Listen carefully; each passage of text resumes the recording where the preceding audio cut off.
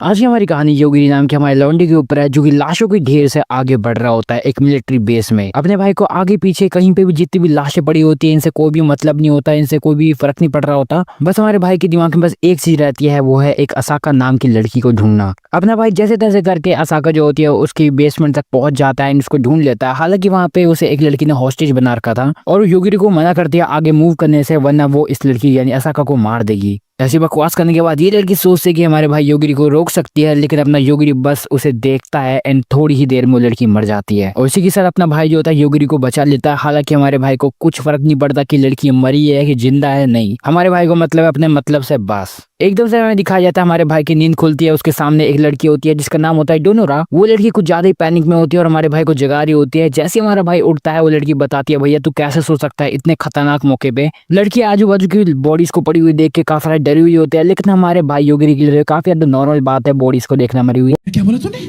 वही हमें दिखाया जाता है असल में हमारे यहाँ पे बाहर एक ड्रैगन होता है जो कि उन लोगों के क्लासमेट को मार रहा होता है, लेकिन अपना भाई उसकी तरफ माइक्रोफोन फेंकता है, उसकी पूंछ पे मारता है एंड वो जो ड्रैगन होता है वही रोने लगता है। वही हमें ड्रैगन का दिखाया जाता है जो कि काफी ज्यादा दर्द में होता है, लेकिन बस पे अटैक करने का तरीका थोड़ा सा कैजुअल है। वहीं तभी वो जो ड्रैगन होता है गुस्से में आ जाता है, हमारे भाई के ऊपर अटैक करने वाला होता है। दोनों कुछ ज्यादा ही डर जाती है और हमारे भाई को एकदम से टाइटली पकड़ लेती है और हमारे भाई को कुछ महसूस होता है।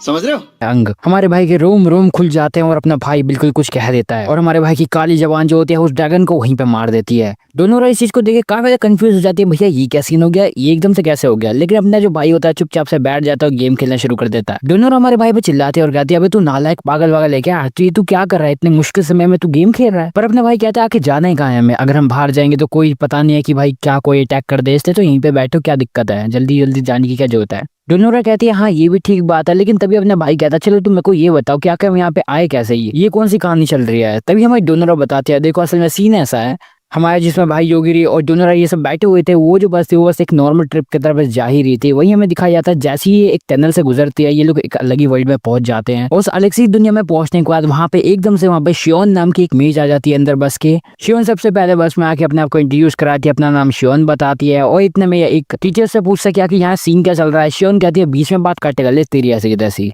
शियोन सबको बताते हैं देख भाई मेरी किसी से कोई भी दुश्मनी नहीं है, अगर तुम को गुस्सा दिलाओगे तो तुम लोगों की ऐसी की तैसी कर दूंगी, तो कोई फालतू नहीं बोलोगे। एंड तभी वहाँ पे वो एक जोक मारते हैं जिसपे कोई नहीं हंसता है एंड उसको गुस्सा आ जाती है तो ड्राइवर को ही मार देती है। वही हमें दिखाया जाता है कि सब लोग जो होता है डरे हुए होते हैं काफी इस लड़की से, कौन आखिर लड़की। तभी वो हमारी शियोन जो होती है सबको बताते हैं कि असल में जो दुनिया है ये सेजेस के द्वारा चलती है, लेकिन अनफॉर्चुनेटली अभी सेज की थोड़ी कमी हो रही है, तो ये लोग असल में इन लोगों को यहाँ पे बुलाए हैं ताकि इन लोगों को ये लोग सेज बनाए और इन लोगों की दुनिया में मदद हो जाए। तभी हमारी जो शियोन होती है सबको कुछ गिफ्ट देती है जिसको असल में हम पावर भी कह सकते हैं एंड एक तरह का बैटल सॉन्ग जैसा कुछ इनको सिस्टम मिला जाता है। हालांकि ये जो सिस्टम होता है हमारी डोनोरा को नहीं मिलता है क्योंकि वो नालायक है। शियोन सबको बताते हैं कि असल में देखो यार तुम लोगों को मैंने पावर्स दिया या फिर तुम इसे गिफ्ट्स भी मान सकते हो, लेकिन तुम्हें इस पावर का यूज करके अपने आप को असल में सीज बनाना है 1 महीने के अंदर, नहीं बने तो जी। वही हमें दिखाया जाता है डोनोरा पूछती है शियोन से कि आखिर उसी पावर्स नहीं मिली है तो उसका क्या सीन है। शियोन बोलते हैं तू डिफॉल्ट पीस है, तू रहने दे, तू बस ड्रैगन का खाना बन जाए, उनका भला कर दे, बस इतना ही तेरे लिए काफी है। सही समझे, यानी डोनोरा के तो लग गए इस दुनिया में। वहीं तभी जो शियोन होती है वो बोलते हैं कि असल में तुम्हारा टेस्ट अभी के अभी होने वाला है एंड यहाँ पे एक ड्रैगन आने वाला है एंड वो तुम लोगों का पहला टास्क होने वाला है, तो एंजॉय करना उस चीज को। हालांकि डोनोरा को तो कुछ समझ ही नहीं आ रहा होता, ना कि उसे कुछ दिख रहा होता क्या कि उसके बाजू वाले क्या कर रहे हैं, लेकिन उसके दोस्तों से बताते हैं कि उसे सब कुछ पता चल चुका है ड्रैगन के बारे में, सारी डिटेल सब। एंड तभी हमें दिखाया जाता है कि उनमें से एक ही बंदा जो होता है वो खड़ा होता है और कहता है हाँ भाई ये वही चोमू सा क्लास मॉनिटर होगा। हमारे मोनिटर भाई साहब सबको बताते हैं कि देखो एक काम करते हैं हम लोग इस ड्रैगन को साथ में मिलकर हराएंगे, इसलिए सब लोग मेरे को अपनी अपनी पावर्स बता दो ताकि हम लोग साथ में मिलकर काम करें और ड्रैगन को भी हरा दे और बच जाए सभी के सभी लोग ऐसे ही करते हैं, अपनी सारी पावर्स बता देते हैं उस जोमू से मॉनिटर को। वही हमें दिखाया जाता है असल में डोनोरा के जैसे और भी 3 लोग होते हैं जिनको पावर्स नहीं मिली होती और उन्हें नहीं पता था कि आखिर अब उन्हें किसका मेन्यू बनना है। तभी हमें दिखाया जाता है उन बाकी लोगों को जिनमें से एक होता है आयाका और एक होता है यूरिची।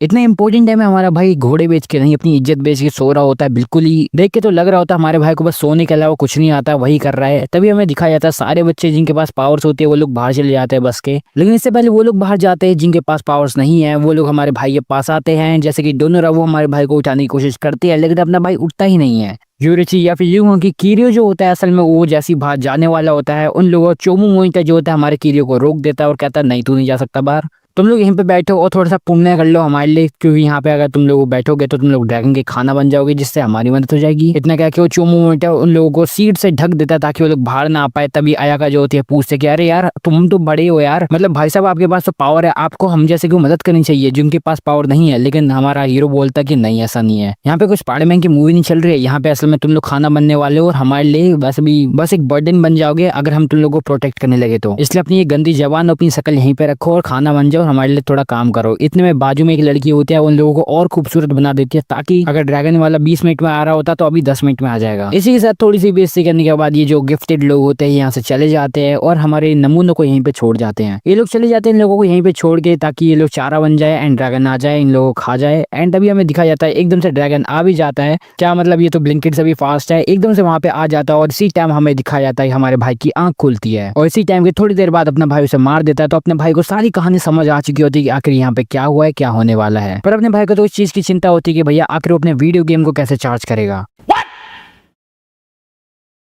तभी अपना भाई कहता है चलो ठीक है, फिर शायद उन गिफ्टेड क्लास वाले लोगों ने कहा था कि शायद एक ही ड्रैगन आएगा, तो एक आ गया है एंड से हम लोगों ने खत्म कर दिया है, तो अब हम लोग बाहर जा सकते हैं। लेकिन इससे पहले लोग बाहर जाते हैं, हमारी जो डोनोरा होती है हमारे भाई से पूछते हैं कि आखिर तुमने उस ड्रैगन को मारा तो मारा कैसे। अपना भाई बताता है मैंने तो बस उसे बोला मर जा भाई, एंड वो मर गया। क्या मतलब हमारे भाई की काली जुबान है। इसी के साथ अपना जो भाई होता है डोनोरा के साथ बाहर आ जाता है एंड आसपास देखने के बाद हमारा भाई कहता है देखो हमारे पास 3 ऑप्शन है, या तो हम सिटी में जाए, हिल के पास जाए, या फिर फॉरेस्ट में। एंड डोनोरा कहती है फॉरेस्ट में तो बिल्कुल मत जाना, वहाँ पे काफी सारे मॉन्स्टर्स होंगे, तो कहीं और चलो। लेकिन तभी जब ये लोग बात कर रहे होते हैं हमें दिखाया जाता है कि हमारे भाई को योगिरी को आसमान में कुछ 3 लौंडे दिखते हैं। पहले वो सोचता है कहीं कोई ड्रैगन तो नहीं, लेकिन तभी हमारी जो डोनोरा होती है बताते हैं नहीं ये तो हमारी क्लास के 3 लौंडे हैं। योगिरी पूछता है कि क्या मैं इन लोगों को यहीं पे स्वाहा कर दूं, लेकिन डोनोरा कहते हैं नहीं हमें रुकना चाहिए, शायद क्या पता है अच्छे इंसान हो। लेकिन हमारा भाई कहता है यार ऐसे कौन से अच्छे इंसान होते हैं जो तुम्हें मारने के लिए छोड़ने। इसी के साथ हमारा भाई जो होता है वो डोनोरा की बात मान लेता है एंड उन लोगों को नीचे आने देता है, क्योंकि डोनोरा जो होती है काफी अच्छी दिल की इंसान बन रही होती है वहाँ पे, या फिर यूं बोलूं कि ज्ञान पेल रही होती है। लग रहा है इसकी भी यही शक्तियां हैं। वही हमें दिखाया जाता है वो तीनों लोग जो होते हैं वो ये सोच रहे होते हैं कि भैया इन लोगों ने तो ड्रैगन को मार दिया, ये क्या सीन हो गया, और डोनोरा भी जिंदा है, ये क्या बात है। वो लोग नीचे आते हैं और बोलते हैं डोनोरा तो अभी जिंदा कैसे है, हम तो सोच रहे थे तू मर जाएगी तो हम तेरे को ज़ॉम्बी बना देंगे। दूसरा कहता है हम तो उसे नचा नचा के बिल्कुल नचनिया बना देते हैं।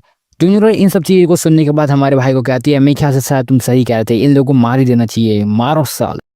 में हिशिता को दिखाया जाता है जो कि बिल्कुल अपनी फ्लेम की पावर दिखाता है हमारे भाई को और कहता है देखो तुम्हारा मेरे सामने कोई भी टिकने का चांस नहीं है, तो मेरे सामने झुक जाओ ठीक है। हिशिता कहता है कि मैं तो तुम लोगों को अपना खिलौना बना दूंगा, तो अभी भी तुम्हारे पास टाइम है, मेरे सामने झुक जाओ और मेरे खिलौना बन जाओ, क्योंकि इस दुनिया में मैं जो चाहूँ मैं वो कर सकता हूँ। और सबसे पहले तो मेरा मन है कि डोनोरा के साथ खेलूं एंड उसके बाद बाकी उन बचे हुए लोगों को भी मार दूं। इन लोगों की बातें सुन के हमारी डोनोरा की तो बिल्कुल आत्मा ही कांप जाती है और हमारी डोनोरा होती है वो बिल्कुल कांपने लगती है। लेकिन अपना जो भाई होता है उसे कहता है अरे तू क्यों चिंता ले रही है, मैं हूं ना। तभी अपना भाई योगिरी जो होता है वो हिशिता को कहता है कि चल मर जा अब। पहले तो बाजू वाले बंदे हंसते हैं, लेकिन एकदम से जैसे हिशिता जो होता है जमीन पे गिर जाता है इन लोगों की फटके हाथ में आ जाती है। ये लोग सोचते ये क्या तरीका है भाई। योगी बताता है बस उसने तो उस लड़की को बोला था कि मर जाए एंड वो मर गया, बस उसने आज्ञा का पालन ही तो किया है, इतना सिंपल तो है। एंड तभी हमारा भाई कहता है हिलना मत, लेकिन उसका बाजू वाला बंदा हिल जाता है। इसी के साथ हमारे काली जुबान वाला हमारा योगिरी जो होता है वो कहता है मर जा। लास्ट में बस हानाकावा जो होता है वो बच जाता है उन तीनों में से, क्योंकि वो हिलता नहीं है एंड हमारे भाई की योगिरी की बात मानता है।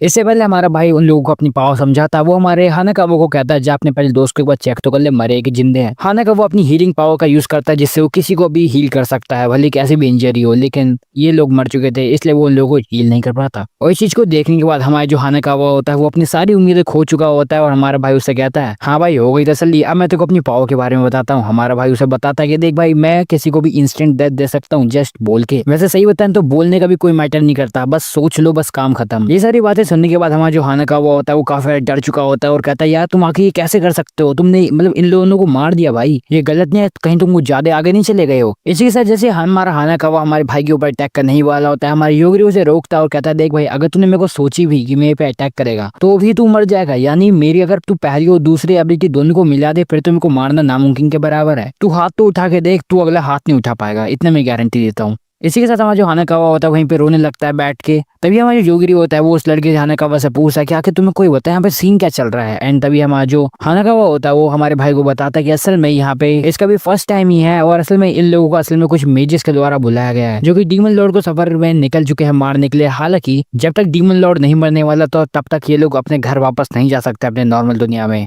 तभी हमारा भाई कहता है मान ले 3 साल हो गए तो फिर क्या करेगा। लेकिन ये हमारा खाने का वो बताता है कि असल में एक सीन ऐसा है कि यार हम यहाँ पे भले कितना भी टाइम रह ले, हमारे वहाँ पे बस 1 या 2 ही घंटे होने वाले हैं, यानी यहाँ के 3 साल वहाँ पे 1 डेढ़ घंटा के आसपास। तभी अपना भाई योगिरी जो होता है वो सोचता है कि शायद उनके पास एक रास्ता है अपने घर वापस जाने का। हालांकि इसी के साथ जो अपना भाई होता है वो हमारे हानेकावा को वहीं पे खत्म करने की सोचता है, लेकिन हानेकावा कहता है वो उसके लिए कुछ भी करेगा, भले कुछ भी हो जाए। वो अपनी लाइफ की भीख मांगता है, लेकिन अपना भाई उसे कुछ नहीं कहता है। वो डोनोरा से मांगता है, लेकिन डोनोरा कहती है जो तूने पहले बोला है ना उसकी वजह से तो मैं बिल्कुल नहीं बोलूंगी देखो कुछ, तू मर जा सुअर। एंड इसी के साथ हमें दिखाया जाता है हमारा जो हानेकावा होता है वो एक ब्रेसलेट सा निकालता है, कहता है अगर मैंने तुम्हारी कोई भी बातों को नहीं माना इस ब्रेसलेट को पहनने के बाद फिर मैं पक्का मर जाऊंगा, लेकिन इसी के साथ मैं तुम्हारी अभी तक बातें मानूंगा। लेकिन हमारी जो डोनोरा होती है कहते हैं हम तो उसे वैसे भी मार ही लेंगे, यानी इस हानेकावा को मरना तो है ही, एक काम करते हैं हम इसे जंगलों में छोड़ के आ जाते हैं। एंड अपने भाई को भी यही लगता है कि भैया यही करना सही ठीक रहेगा। एंड वो उसे कह देता है जा तू जंगलों में चले जा, लेकिन अपना जितना भी तेरा माल पानी है यानी खजाना वजाना सब निकाल के यहाँ चले जा। इसी के साथ जो हमारा हानेकावा होता है वो अपने सारा सोना वोना निकाल के वहां से निकल जाता है। डोनोरा हमारे भाई से पूछते कि आखिर तुम ऐसा क्यों करे उसके साथ, मतलब तुमने उसका सारा सामान भी लिया है, उसको भी उसे ऐसे जंगलों में फेंक रहे हो, वो मर जाएगा। तो हमारा भाई कहता है देखो यार वो मरे या जिंदा रहे इससे मेरे को क्या है, वैसे भी वो हमें बाद में क्या पता धोखा दे दे। तभी डोनोरा कहती है फिर आगे तुम मेरे पे क्यों शक नहीं कर रहे, क्योंकि मैं भी तो तुम्हें धोखा दे सकती हूँ आगे जाके। लेकिन अपना भाई कहता है शायद इसका रीजन एक है, वैसे भी शायद तुम मेरे साथ जो भी कर लो मेरे को उससे फर्क नहीं पड़ता, मेरे को तुम पे भरोसा है। लेकिन डोनोरा कहते हैं फिर आखिर क्यों, मतलब आखिर तुम्हें मेरे पे इतना भरोसा क्यों है। लेकिन अपना भाई कहता है शायद तुम्हारे अंग अंग से जो कि मेरे को लगे थे उस टाइम पे जब हम ड्रैगन से लड़े थे उस टाइम। एंड ये सब सुनने के बाद हमारे जो डोनरा होती है वो बिल्कुल ब्लश मार जाते हैं और कहती है यार ये तो मेरे शरीर के पीछे पड़ा है, इसको भी और कुछ नहीं चाहिए। वहीं दूसरी तरफ हम लोग को दिखाया जाता है शियोन को जो कि आराम से मस्त रिलैक्स कर रही होती है। लेकिन तभी हमें यूची नाम का एक बंदा आता है और हमारे भाई को मतलब शियोन को, अब उसे बहन थोड़ी बोलूंगा मैं, हमारे जो यूची होता है वो बताता है हमारे शियोन को कि देखो यार ऐसा सीन है, तुम्हारे जितने भी वो गिफ्टेड वाले लड़के थे या बच्चे बोल लो वो असल में पहला स्टेज पार कर चुके हैं, लेकिन अभी उनके आगे और 4 फर्टाइल्स है जिन्होंने पार करना है। हालांकि हैरानी वाली बात तो ये है कि असल में उनमें से 2 लड़के मर भी चुके हैं, वो भी बिना किसी वार्निंग के। लेकिन जो शियोन होती है वो इस चीज पर ज्यादा ध्यान नहीं देते और कहती है तुम देख लो तुम्हें जो देखता है, मेरे को तो उसमें कुछ खास अलग लग नहीं रहा है, सब कुछ नॉर्मल ही लग रहा है, तुम बाकी का देख लेना योची। वहीं से शिफ्ट होता है हमें दिखाया जाता है डोनोरा और हमारी योगिरी को जो कि असल में जैसे तैसे करके सिटी में पहुंच चुके होते हैं। हालांकि वहाँ पे गेट दरवाजा बंद होने वाला होता है। योगिरी कहता है तुम्हें क्या लगता था, मतलब हम यहाँ पे इतने दूर से पैदल चल के आएंगे एंड इतनी शाम को ये लोग दरवाजा बंद नहीं करेंगे। पर डोनोरा और वो लोग जो होता है वो जल्दी भागते हुए जाते हैं, कहते हैं कि यार दरवाजा खोल दो, लेकिन उन लोगों को इन लोगों की बातें समझ नहीं आती। तो वो एक स्पेशल इंसान को बुलाते हैं अपने हेडक्वार्टर में फोन करके और हमें दिखाया जाता है माशियो को नाम का एक बंदा वहाँ पे आता है जिसको जापानीज आती है। एंड लकीली हमारे मशी को जो होता है उसको पूरी सिचुएशन पता होती है कि यहाँ पे सीन क्या चल रहा है, तो उन लोगों की मदद तो कर पाता है। लेकिन वो उन्हें बताता है देखो यार सीन ऐसा है, अगर कोई नॉर्मल इंसान होता तो हम उससे टोल लेते, लेकिन तुम लोग भाई सीज हो एंड ऑफ कोर्स हमें पूरे ऊपर से ऑर्डर मिल रखे हैं, इसलिए हम लोग तुमसे मतलब टोल नहीं लेंगे, तुम लोग ऐसे ही जा सकते हो। लेकिन तभी जैसे हमारा भाई पूछता कि क्या तुम्हें बाकी लोगों के बारे में पता है सीजिस के बारे में, वो लोग कैपिटल जा रहे थे तो आखिर कैपिटल की डायरेक्शन क्या है। एंड इस चीज को सुनने के बाद हमारा जो मशी को होता है वो कहता है यार मेरे को ऊपर से ऑर्डर्स नहीं मिले ये सब करने के, और ना ही मेरे को ऊपर से कोई ऑर्डर मिले कि हमें सीजिस की मदद भी करनी है ऐसा, इसलिए मैंने कोई उनपे कैमरे थोड़ी गाड़े हुए हैं मैंने उन लोगों पे कि मैं तुम्हें बता दूं कि आखिर किस डायरेक्शन गए हैं। हालांकि वो जो बंदा होता है मशी को वो उन्हें नहीं बताता कि आखिर कौन सी डायरेक्शन में जाना है। पर लास्ट में हमारी डोरोना पे वो लाइन मारता है और कहता है यार तुम मेरे पैलेस में क्यों नहीं चलती हो, क्या तुम भी इस जोकर के साथ रहोगे। लेकिन हमारी जो डोनोरा होती है वो हमारी योगिरी को वहां से लेके भाग जाती है क्योंकि उसे पता होता है कि आखिर ये बंदा कितना खतरनाक है। बाद में डोनोरा हमारे भाई को बताती भी है भैया मेरे को तो लगा था कि तुम उस बंदे को वहीं पे खड़े खड़े मार दोगे, इसलिए मैं तुम्हें यहाँ से भगा के लिया। योगिरी कहता है क्या तुम्हें मैं इतना पागल इंसान लगता हूँ कि मैं किसी को भी आते आते मार दूंगा। लेकिन डोनोरा कहती है हाँ भाई क्यों नहीं, तुमने तो उस बंदे को वहां से हिलने के लिए ही मार दिया था, कौन जाने तुम्हारे जैसे सन की इंसान क्या कर सकता है। तभी डोनोरा बात बदल देती है और कहते हैं तुमने ये सिटी देखी कितनी ज्यादा खूबसूरत है ये, और यहाँ पे तो देखो काफी सारे अलग अलग तरह के बीस्ट फोक जैसे काफी सारे लोग हैं। जब बात यहाँ पे अजीबोगरीब लोगों की हो रही होती है तभी वहाँ पे मारियो नाम की लड़की आती है। मारियो हमारे भाइयों के पास आती है और कहती है कि आगे तुम्हें कोई किसी चीज की जरूरत है या फिर तुम यहाँ पे तुम भटक गए हो या फिर यहाँ पे तुम्हारा पहला टाइम ऐसा कुछ, अगर तुम्हें किसी भी तरह की हेल्प चाहिए तो मैं हूं ना तुम्हारे लिए यहाँ पे, तुम से जो चाहो उस तरह की हेल्प मांग सकते हो। लेकिन तभी हमारे योगिरी भाई पूछता है कि आखिर इससे तुम्हें क्या मिलेगा, और तभी जो मारियो होती है बाकियों की तरह अपनी रियलिटी को छुपाती नहीं है बल्कि सीधा बोलते हैं देखो यार ऐसी असल में बात ऐसी कि यार अगर मैं तुम लोगों के साथ दोस्ती बनाए रखूंगी एंड तुम जैसे से जो है आगे जाके मान लो गलती से सक्सेसफुल हो गए, वैसे तो मरोगे लेकिन गलती से सक्सेसफुल हो गए तब मैं हूं ना तुम्हारे लिए फ्रेंडली, तो उस टाइम मेरा फायदा होगा। डोनोरा कहती है इरादा बेकार है लेकिन सच्चाई अच्छी है। वैसे तो इस बिल्ली का प्लान होता है कि असल में वो उन हीरो से शादी कर लेगी, हालांकि ये ऐसा कर नहीं सकती है। एंड हमारी डोनोरा को साफ साफ बोल देते हैं चिंता मत करो मैं तुम्हारे बंदे को नहीं लूंगी, तुम अपने बंदे को अपने पास ही रखो। लेकिन इन द एंड ये लोग जो होते हैं ये सोच लेते हैं चलो ठीक है इस लड़की की मदद ले ही लेते हैं। हालांकि ये लोग बिल्कुल ही बच्चों की तरह उस लड़की की बात मान जाते हैं, उससे मदद ले लेते हैं। इन लोगों को नहीं पता था कि आगे क्या हो सकता है स्ट्रेंजर्स की बात मानने का। एंड इन द एंड हमें ये देखने को मिलता है शाम को बढ़िया से अपनी शॉपिंग करने के बाद हमें हमें पता चलता है कि असल में मारियो जो थी असल में काफी सारे अपने गुंडे वाले दोस्तों को लेके आती है इन लोगों को लूटने के लिए। अपना भाई योगरी की जो होता है उन लोगों से पूछता है क्या कि तुम लोगों को क्या चाहिए, पैसे से काम बन जाएगा तुम्हारा। वो लुटेरे जो होते हैं वो कहते हैं हाँ पैसे से तो काम बन जाएगा, लेकिन असल में हमारे को एक और चीज चाहिए और वो है आनंद, जो कि इन लोगों को इन बच्चों से मिलता है। ये बोलते हैं शिवन असल में जिन भी बच्चों को लाती है असल में वो ज्यादा जिनके पास उनकी गिफ्ट्स वाली पावर होती है वो तो भाई बिल्कुल ही वाइल्डली चले जाते हैं, मतलब कहीं पे भी ठोक ठाक देते हैं किसी को, एंड काफी ज्यादा पावरफुल होते हैं। हालांकि कुछ ऐसे बच्चे होते हैं जिनके पास बिल्कुल निठल्ले होते हैं, वो उनके पास पावर और कुछ नहीं होती है, तो उन लोगों के साथ इनको मजे लेने में काफी ज्यादा आता है आनंद। एंड इसी के साथ हमें पता चलता है कि असल में इन लोगों का प्लान है कि इन लोगों से मजे लिए जाएंगे और कुछ नहीं, यानी इतनी आसानी से ये लोग इन्हें छोड़ने नहीं वाले हैं। एंड ये सारी बातें सुनने के बाद ये हमारा जो भाई होता है वो सोचता है इन लोग इतनी बकवास सुनी लिया तो अब एक काम करते हैं, काम खत्म करते हैं। हमारा भाई भी थोड़ा सीरियस में आ जाता है मोड में, एंड अपनी जो डोनोरा होती है वो बोलते हैं यार देखो ऐसी बात है कि यहाँ पे कोई ना कोई तो मरने वाला है, इतना तो गारंटी है, लेकिन मैं इतनी भी गारंटी दे सकती हूँ वो लोग असल में तुम लोग होने वाले हो, ना कि ये योगिरी, क्योंकि ये तो बिल्कुल ही बीस्ट है। पर वो लोग नहीं मानते और हमारे भाई को वीक समझते हैं। वो लोग सोचते हैं मैं योगिरी क्या ही कर सकता हूँ उनके सामने, क्योंकि उसके पास तो कोई पावर है ही नहीं। लेकिन अपना भाई देखते देखते पीछे के 5 बंदों को निपटा देता है। मुझे सच में यार ये बंदा जो है पीछे देखता भी नहीं है, पीछे वाले बंदों को निपटा भी देता है, आगे वाले को तो और डर लग रहा है। जो योगिरी भाई होता है वो इन सब पे जो आगे होते हैं 5-6 बंदे उन सब पे अपने टेस्ट कर रहा होता है कि भैया अगर मैं अपनी पावर को अच्छी तरह से कंट्रोल करके यूज करूँ तो कैसा होगा, लाइक उनके एक एक अंग पे। लेकिन अपना जो भाई होता है वो अच्छी तरह से अपनी पावर को यूज नहीं कर पाता, जिसकी वजह से वो सारे के सारे मर जाते हैं। हालांकि 2 बंदे बचे होते हैं। मारियो वहीं पे खड़ी होती है एंड हमारे भाई को योगिरी को एक बुरी इसी कहानी सुनानी शुरू कर देती है कि उसका एक छोटा भाई है, उसके लिए वो सब ये सब कर रही है। एंड अपना भाई कहता है तो इससे मैं क्या करूं, मैं क्या नाचूं, तूने हमें बेचने की कोशिश की है, हमें स्लेवरी सिस्टम में फंसाने की कोशिश की, आखिर मैं तेरे को कैसे बख्श दूं। इसी के साथ जो अपना भाई होता है वो अपने हाथ उठाता है और उसको कहता है मर जा। उन दोनों को वैसे वो कहता है, हालांकि उस टाइम वहाँ पे कोई रिस्पॉन्स होता नहीं है। दोनों के दोनों नमूने जो होते हैं बिल्कुल सही सलामत होते हैं, लेकिन सोचता है भैया इस बंदे के सामने रहने से क्या ही फायदा, सीधे भग लेते हैं यहाँ से। एंड दोनों के दोनों वहाँ से भग जाते हैं। लेकिन हमारी जो डोनोरा होती है वो कहती है आखिर तुमने उसे छोड़ा क्यों। लेकिन अपना भाई कहता है मैंने उन्हें नहीं छोड़ा, मैं तो उन्हें मारने वाला था, लेकिन जो गलती से बच गए। हालांकि हमें आगे दिखाया जाता है दोनों पे मैजिक दोबारा काम करता है थोड़ी देर बाद, हालांकि पर दोनों के दोनों मर जाते हैं। वहीं दूसरे रोवे दिखाया जाता है हमारे योगिरी भाई को, जो कि डोनोरा को बता रहा होता है कि उसका 100% स्ट्राइक रेट है। तभी इन दोनों को पीछे से एक आवाज आती है जहाँ पे सिटी की जो गार्ड होती है वो हमारे इन दोनों भाइयों को बोल रही होती है भैया तुम्हारा क्या सीन है, यहाँ पे क्या चल रहा है, और आजकल ये कॉफिन्स के लिए ज्यादा ही डिमांड नहीं बढ़ रही है। एंड इतने कहते ही हमारा जो भाई होता है वो एक बहाना मारता है, कहता है यार हम लोग तो बस यहाँ से गुजर रहे थे, तभी हमें रास्ते में ये पड़ी हुई लाशें मिली। लेकिन वो जो गार्ड होती है वो कहते हैं नहीं नहीं बेटा मैंने सब कुछ देख लिया, मुझे पता है तुम उन पे अटैक करने ही वाले थे, लेकिन ये लोग एकदम से मर गए, मेरे को सब पता है। इस बात को सुनने के बाद डोनोरा को काफी ज्यादा गुस्सा आता है। वो कहते हैं कि अगर तुम्हें ये सब दिख ही रहा था तो तुम्हें ये नहीं दिखा कि हम लोगों को बेचा जाने वाले स्लेवरी के लिए, तुम लोग हमें बिकते हुए देखना चाहते थे क्या, नीच हरामी गार्ड हो यार तुम लोग।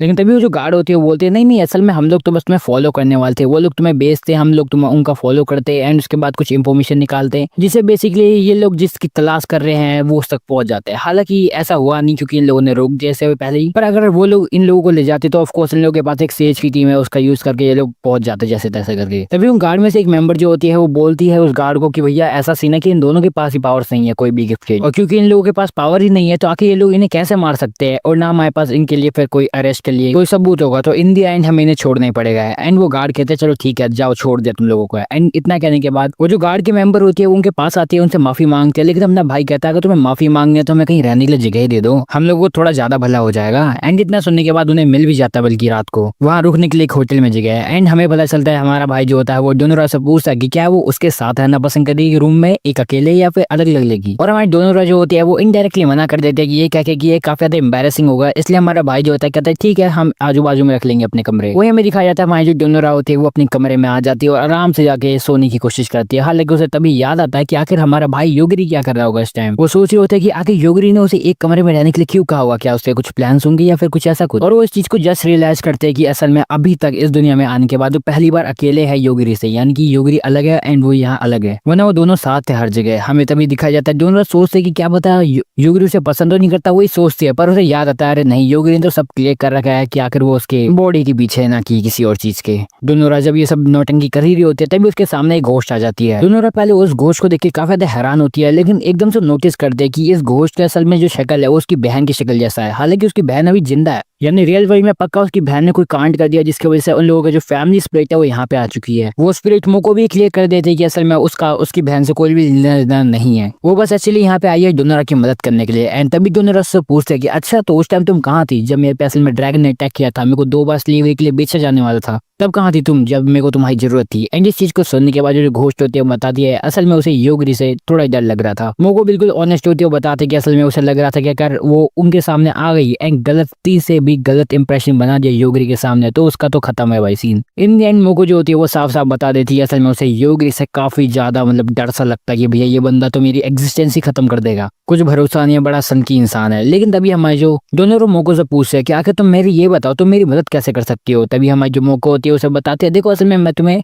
हर एक चीज से मदद कर सकती हूँ, हालांकि फिजिकली कोई भी मदद नहीं कर सकती। इवन दोनों की स्कूल बस में असल में जो शियोन ने कुछ चीजें इंस्टॉल की थी बच्चों के अंदर वो भी इंस्टॉल नहीं करने दी शियोन को। एंड इस चीज को सुनने के बाद दोनों काफी ज्यादा गुस्सा होती, कहती यार तो वही तो सबसे ज्यादा इंपॉर्टेंट चीज थी इस दुनिया में। लेकिन मोको बताते देखो असल में तुम उस चीज को इंस्टॉल करने देती तो फिर तुम्हारा बिल्कुल ही बहुत बेकार चीज होता तुम्हारे साथ, तुम असल में कहीं पे जा ही नहीं सकती थी। एक तरह से मान लो तुम पूरी तरह से कंट्रोल हो जाती उस लड़की के द्वारा, तुम्हारे पास माई फ्रीडम नहीं रहती। तो मेरे ख्याल से तो ये तो कोई अच्छी डील नहीं थी। मोको का रियल गोल है कि असल में दोनों को जैसे तैसे करके रियल लाइफ में ले आओ एंड उसको अपनी फैमिली के मार्शल आर्ट का नेक्स्ट सक्सेसर बनाओ। पर दोनों बोलते हैं कि असल में कुछ ज्यादा ही वीक है एंड योगरी पे ही पूरी तरह से डिपेंड है। लेकिन तभी जो मोको होती है वो हमारी दोनों को कहते हैं देखो चिंता मत करो मैं हूं ना, मैं तुम्हें सारी मार्शल आर्ट टेक्निक सिखा दूंगी। और इसी के साथ सीन शिफ्ट होता है सुबह की तरफ जहाँ पर दोनों जो होती है वो हमारे भाई से मिलती है योगरी से एंड सब बोलती है आज का क्या सीन है, क्या हम अपने दोस्तों से मिलने जा रहे हैं। वही हमें ये भी पता चलता है असल में दोनों पूरी रात सोई नहीं थी क्योंकि असल में वो ट्रेनिंग कर रही थी। तभी जो हमारी योगरी होता है वो हमारी दोनों को बताता है कि असल में उसे इसी चीज के बारे में बात करनी है। तभी वहाँ पे हमारा भाई दोनों को सेलेस्टीना से मिलाता है जो कि असल में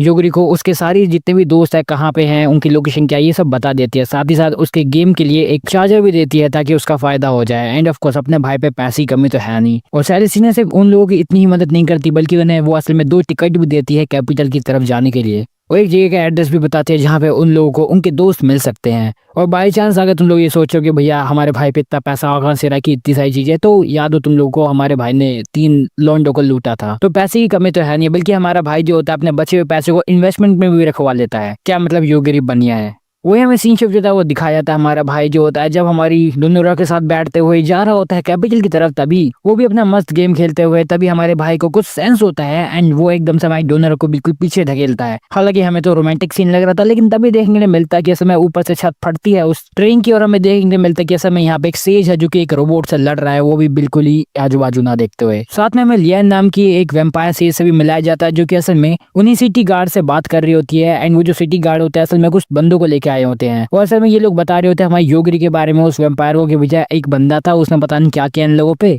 कौन सा काला जादू फूका है पता नहीं भैया। लेकिन अभी तक ये बंदों की भाई आंखें हमने फोड़ के दोबारा लगा भी दिया लेकिन अभी भी ये बंदे नहीं देख पा रहे, पता नहीं कौन सा जादू किया है। और इसी बात का फायदा उठा के लीन जो होती है उस बंदे को असल में एक वेम्पायर बना देती है। एंड मैं तुम्हें बता दूं असल में हमारा जो भाई था योगरी उसने असल में इन लोगों के पार्ट्स पे मैजिक किया था अपना, इनको पूरी तरह से नहीं मारा था। वही हमें दिखाया जाता है तभी उन लोगों के दरवाजा तोड़ते वहाँ पे एक सेज आता है और अपना सीन शिफ्ट होता है हमारे भाई की तरफ यानी योगरी की तरफ, जहाँ पे अपना योगरी बिल्कुल सही होता है मस्त एंड हमारे जो दोनों बिल्कुल दोनों के दोनों ठीक होते हैं। तभी अपना भाई कहता है ये लोगों ने यहाँ पे बिल्कुल ही गंद मचा रखी है। ये जो सेज उस मशीन मेटल के बीच में लड़ाई हो रही होती है उन्हें एग्रेसर कहा जाता है हालांकि, लेकिन जो सेज जो इन दोनों की लड़ाई होती है इसमें बिल्कुल ही बहुत सारी तबाही हो रही होती है। तो हमारी दोनों कहती है कि इन्हें मार दो यार, लेकिन अपना भाई कहता है मैं तुम्हें कोई मारने की मशीन लगता हूँ, मतलब ठीक है मेरे भी कुछ रूल्स है यार, मारना चाहूँ तो मैं किसी को भी मार दूं, मेरी लिमिट नहीं है कोई, लेकिन भैया मेरे भी थोड़े रूल्स है यार, मतलब उस बंदे ने कुछ बिगाड़ा है नहीं तो आखिर मैं उसे क्यों मारूं फालतू में। दोनों के बीच बात हो रही होती है तभी एक मेज उन पे हमला करता है और हमारे भाई की सनक जाती है। वहीं दूसरे में सीन शिफ्ट होता है वो दिखाया जाता है लियान की तरफ, वहीं वो वैम्पायर वाली लड़की जो कि असल में उस बंदे से लड़ रही होती है, वो नया जो सेज आया होता है। लेकिन ये लियान एक बल की भी नहीं सोचते उस बंदे को मारने के लिए, कहती है मैं तो इमोर्टल हूँ मैं तो मार दूंगी, मेरा क्या जा रहा है। वैसे जिस बंदे ने वहाँ पे एक्सप्लोजन किया होता है वो असल में अपना रिवेंज लेने आया होता है अपनी प्रेमिका का, हालांकि इस लड़की कोई फर्क पड़ता नहीं है तो उस बंदे को फेंक देती है मार देती है। और वहाँ पर उन लोगों से कहते हैं कि असल में उसे योगरी से मिलना है क्योंकि वो जानना चाहते हैं कि आखिर योगरी ने इन लोगों को मारा तो मारा कैसे। वहीं दूसरी तरफ अपना जो भाई होता है उसकी सनक चुकी होती है, योगरी उस सेज को मार देता है। वहीं जो वो रोबोट होता है वो बिल्कुल आ जाता है शांति बोरुक वाली बातों पे और दोनों के लिए थोड़ी सी घूस देने के बाद ये बंदा वहां से निकल जाता है। वहीं दूसरे में लिंक को दिखाया जाता है वही वेम्पायर वाली सेज जो कि शियोन के साथ असल में एक मीटिंग करती है और बताती है वो ट्रेन वाला इंसिडेंट, जहाँ पे लियन को लगता है कि असल में उस सेज की हत्या हमारी योगरी ने की है, उसके पास स्पेशल पावर है। लेकिन हमारी शियोन कहती है यार तुम्हें जो करना है वो करो, एंड वो लड़की कहते हैं ठीक है फिर जो बिहार में रेडी करो, अब हम देख लेंगे इसका क्या मैटर है। वहीं हमें दिखाया जाता है दूसरी तरफ जहाँ पे हमारी डोनोरा और हमारा भाई पहुंच जाते हैं न्यू सिटी या फिर यूक्रेन की कैपिटल है नब्यूसा। डोनोरा काफी ज्यादा एक्साइटेड होते हैं लेकिन वहीं दूसरी तरफ हमारा जो योगरी होता है वो काफी थोड़ा थका थका सा लग रहा होता है। इस बात को सुनने के बाद हमारी डोनोरा होती है वो हमारे भाई को कहती है यार तुम थोड़ी एक्सरसाइज करो यार, तुम थोड़े लीजी हो रही हो। ओहो देखो तो कौन बोल रहा है, वो लड़की जो असल में यहाँ पे अभी तक कुछ भी नहीं कर रही है और हमारा भाई जो इतनी मेहनत कर रहा है अपनी टीम को आगे बढ़ाने के लिए उस पे लड़की अपना रौब झाड़ रही है। देख रहे भाई इसका भी सीन करेंगे। लेकिन ये सब चीजों को देखने के बाद हमारी जो डोनोरा होते हैं वो पूछते हैं कि अगर तुम्हारी भी कोई लिमिट है क्या, क्योंकि तुमने इतनी सारी किल कर दी क्या बात है इसलिए तुम थके हुए हो। लेकिन हमारा योगरी जो होता है वो कहता है नहीं नहीं ऐसा कुछ नहीं है, वो चाहे तो जितनी चाहे उतनी किल कर सकता है, उस इस चीज से उसका कोई भी लेना देना नहीं है। अपना भाई जितनी चाहे उतनी इंस्टेंट डेथ कर सकता है किसी की भी या फिर यूएन की किल कर सकता है, बस अपना भाई का मन होना चाहिए। मैं तो ये सोच रहा हूँ भाई ये मतलब इसेकाई वाले कुछ भी कर देते क्या, मतलब कहाँ से आते हैं ऐसे आइडिया, मतलब हगते हगते कुछ भी आ जाता है वो लिख देते क्या। खैर एनीवेज आगे चलते हैं। तभी हमें दिखा जाता है दोनों के दोनों पहुंच जाते हैं उस स्पेशल जगह पे जो कि असल में उस सेलेस्टिया नाम की उस लड़की ने बोला होता है। तो जैसे अपना भाई उस जगह पे जाता है, उस होटल जैसी जगह पे, उस होटल में अपने भाई को असल में एक लड़का मिल जाता है जो कि असल में उन्हीं की क्लास का होता है। एंड काचिबिना नाम का जो सेज है असल में ऐसे बिहेव कर रहा होता है जैसे भाई वो बस वाले इंसिडेंट तो कुछ हुआ ही ना हो। डोनोरा उससे पूछते कि आखिर तुम बाकी क्लासमेट के साथ क्यों नहीं हो। एंड वो जो टाचिबिना होता है वो बताता है यार मैं असल में उन लोगों से अलग हो गया क्योंकि मेरे को उनका सिस्टम बेकार लगा, उनका पावर और लेवल गेन करने का तरीका मेरे को सही नहीं लगा। एंड जब मेरे को पता चले स्लेवरी वाले सिस्टम के बारे में फिर तो भाई मजा ही आ गया। और हमारे भाई टाचिबिना ने तो असल में अपना ही अलग से हरम लाइफ बना दिया है। वो अपने स्लेव से उन लोगों को मिलाता है एंड उन लोगों के नाम भी बताता है। हालांकि मैं इन लोगों के नाम नहीं लेने वाला हूँ क्योंकि तुम लोग स्क्रीन पर दिख रहे हैं और गलती से में से तुम्हारी कोई वाइफ निकली है, मैंने उसका अगर नाम गलत ले लिया फिर तो दिक्कत हो जाएगी। हालांकि जितनी भी हमारे टाचिबिना की स्लेव्स है सारी की सारी डोनोरा से काफी ज्यादा जलती हैं, अब कौन जाने क्यों। वहीं टाचिबिना के अंदर ऐसा कॉन्फिडेंस देखने के बाद अपना जो भाई होता है वो हमारी डोनोरा को बताता है देख भाई मेरे को तो लग रहा है इसके पास काफी तगड़ी पावर है तभी इतना ज्यादा कॉन्फिडेंट है। और असल में हमें ये भी पता चलता है कि असल में हमारे जो टाचिबिना ये असल में स्कूल हाई स्कूल कह सकते हैं वहां से ही काफी ज्यादा फेमस है। एंड ये लड़कियां ऐसे बदलता है जैसे भाई हम लोग कपड़े। वहीं तभी टाचिबिना जो होता है वो कहता है यार तुम्हें पता है डोनोरा भी असल में मेरे साथ मेरी लवर बनना चाहती थी या फिर युगन की स्लेव। और इस बंदे की ऐसी भाई कॉन्फिडेंस देखने के बाद डोनोरा भी बिल्कुल शौक हो जाती है भैया ये क्या इंसान है कुछ भी बके जा रहा है। पर टाचिबिना कहता है यार अच्छी बात है यार डोनोरा कम से कम तुम योगरी की मदद कर रही हो। और टाचिबिना असल में डोनोरा को बोलता भी है कि क्या वो उसकी स्लेव बनना चाहेगी, लेकिन हमारी डोनोरा बेशक कुछ टाइम कुछ नहीं बोलती है। एंड इसी नॉनसेंस सुनने के बाद ये लोग कहते हैं भाई तू इतना कॉन्फिडेंट कैसे है। और हमारा जो टाचिबिना होता है वो बताता है असल में उसके पास पावर है डोमिनेट करने की, अपने से कमजोरों पे वो असल में डोमिनेट कर सकता है। डोनोरा बोलते फिर आके तुम स्ट्रॉन्ग कैसे हो रहे हो, तुम तो यहाँ पे बस आराम से बैठे हो अय्याशी कर रहे हो यार, तुम अपने बाकी स्टूडेंट या फिर युगन के दोस्तों के साथ जाओ यार, तुम वहाँ पे ट्रेनिंग करो स्ट्रॉन्ग बनो। लेकिन टाचिबिना बताता है जब इनकी क्लास सेफली पहुंच चुकी थी सिटी में एंड लोग आराम से मस्त पार्टी शार्टी कर रहे थे तब हारुतो ओतोरी जो कि असल में हमारे टाचिबिना भाई के पास आता है एंड इसे बोलता है देख भाई मेरे पास असल में तेरे लिए एक स्कीम है, अगर तू उस पर काम करेगा तो बहुत आगे जाएगा। वो टाचिबिना को बताता है देख भाई सब लोग तेरे को अवॉइड इसलिए ही कर रहे हैं क्योंकि असल में तेरी पावर ही यही है कि असल में तू किसी पे भी डोमिनेट कर सकता है और क्लास में कोई वॉर और ये सब ना छिड़ जाए, इसलिए मैं तेरे को बताता हूँ तू क्या करे काम कर। अपना जो ओतोरी होता है वो असल में हमारे टाचिबिना को उसकी पावर के बारे में बताता है एक पिरामिड की तरह से। वो बताता है देख भाई तू क्या कर, तो असल में अपने लिए कुछ स्लेव ले एंड उन स्लेव से भी काम करा, लड़ाइयाँ करा एंड उसके बाद जो हार जाते हैं उन्हें भी अपना स्लेव बना ले। और ऐसे करते करते टाइम के हिसाब से तेरे पास बहुत ज्यादा पावर आ जाएगी और कंट्रोल आ जाएगा और तू काफी ज्यादा पावरफुल बन जाएगा। तभी टाचिबिना ओतोरी से पूछता कि आखिर तेरे को ये सब चीजें कैसे पता है, ये सब चीजें तो मेन्यू में मैंने लिखी थी। तभी जो ओतोरी होता है वो बताता है देख भाई असल में मेरी सीक्रेट पावर यही है कि मैं किसी की भी एबिलिटी की सीक्रेट डिटेल्स जान सकता हूँ, हिडन डिटेल्स। तभी टाचिबिना ओतोरी से पूछता कि आखिर फिर तुम मेरी मदद क्यों कर रहे हो, आखिर तुमने मेरे को ये क्यों बताया। एंड ओतोरी उसे बताता है देख भाई तेरे पास इतना पोटेंशियल है कि तू शायद एक सक्सेसफुल स्लेव बन जाए एंड अगर ऐसा होता है तो तुम हमारी पूरी क्लास की मदद कर सकते हो एंड ऑफ कोर्स इससे हम लोगों के गले नहीं कटे जाएंगे, बिल्कुल नालायक यूजलेस की तरह। इसलिए हमारा जो हमारा टाचिबिना होता है वो बताता है कि देख इसलिए मेरी जो लेवल ऑफ पावर है वो बढ़ ही जा रहे हैं। एंड इसी के साथ वो दोबारा डोनोरा से पूछता कि क्या वो उसकी स्लेव बनेगी, लेकिन डोनोरा साफ मना कर देते, कहते नहीं नहीं मैं ऐसी ठीक हूँ, मैं अपनी फ्रीडम मेरे को बहुत प्यारी है। टाचिबिना कहता है हाँ ठीक है कोई बात नहीं मैं तुम्हें पूछ नहीं करूंगा। लेकिन तभी हमारा जो योगरी होता है वो हमारी डोनोरा को बोलता है यार तुम्हें चले जाना चाहिए था उसके साथ, इससे तुम्हारा ही फायदा है एंड तुम उस पिरामिड वाली स्कीम के सबसे ऊपर रहोगी। लेकिन हमारी डोनोरा कहती है नहीं नहीं बिल्कुल भी नहीं, ये मेरे लिए कोई ऑप्शन कभी था ही नहीं। एंड तभी हमें दिखाया जाता है 3 दिन हो जाते हैं अपना भाई बिल्कुल सोता रहता है और हमारी डोनोरा अकेले कुछ भी नहीं कर सकती है, सब कुछ पीसफुली चल रहा होता है। लेकिन तभी हमें दिखाया जाता है कि असल में ज़ॉम्बी आर्मी जो होती है उनके शहर में आ चुकी होती है। लेकिन अपना जो योगिरी होता है वो बिल्कुल भी भाई उठता ही नहीं है, सोता रहता है। तो अपनी जो डोनोरा होती है वो भी पर्दे लगा के चले जाती है। जब डोनोरा अपने रूम में अकेली होती है तब मोको उसके पास आती है, उसे बताती है यार मेरे को ऐसा कुछ लग रहा है कि तुम्हें कोई ना कोई तो मारने आ रहा है और तुम्हें बच के रहना चाहिए, तो देख लेना तुम टारगेट ही हो रही हो अभी। इस बार एकदम से उस जगह को पूरे हॉल को स्कैन कर लेता है, एकदम से उसे फील होता है कि भैया लग रहा है कोई ना कोई तो किसी को टारगेट करने वाला है और अपने भाई उस छुपी हुई लड़की को मार देता है जो कि असल में और कोई नहीं बल्कि एरिका थी। एंड इसी के साथ जैसे अपना भाई हमारे डोनोरा के रूम में जाता है उसे बताता है यार तुम्हें कोई मारने आया था एंड अब तुम्हारी कोई थोड़ी जान मुश्किल में है, क्योंकि वो असल में एरिका थी, यानी कि ताचिवाना जो है उसे अब पता चल चुका होगा कि उसकी जो एरिका है वो मर चुकी है, यानी उसकी टॉप पिरामिड में से एक लड़की मर गई है। तो उसका तो वो रिवेंज जरूर लेगा, इसलिए वो कुछ ना कुछ तो जल्द ही करने ही वाला है। इसलिए योगिरी जो होता है बोलता है कि चलो यहाँ से जल्द से निकल लेते हैं। वहीं हमें दूसरी तरफ दिखाया जाता है ताचिवाना को सब खबर होती है, लेकिन वो 104 जो डंजन होती है उसे भी पार कर लेता है आसानी से। ताचिवाना असल में ये सब इसलिए कर पाया था क्योंकि असल में ये सब उसके सर्वेंट्स की पावर है। हालांकि उस डंजन को कंप्लीट करने के बाद अपना जो ताचिवाना है वो अपनी एरिका को देखता है कि आखिर उसने क्या किया, क्या हुआ। तब वो देखता है कि असल में एकदम से नीचे गिर गई थी एंड मर गई थी। ताचिवाना को और कुछ नहीं पता कि आखिर उसे किसने मारा, किस लिए मारा, लेकिन हमारी जो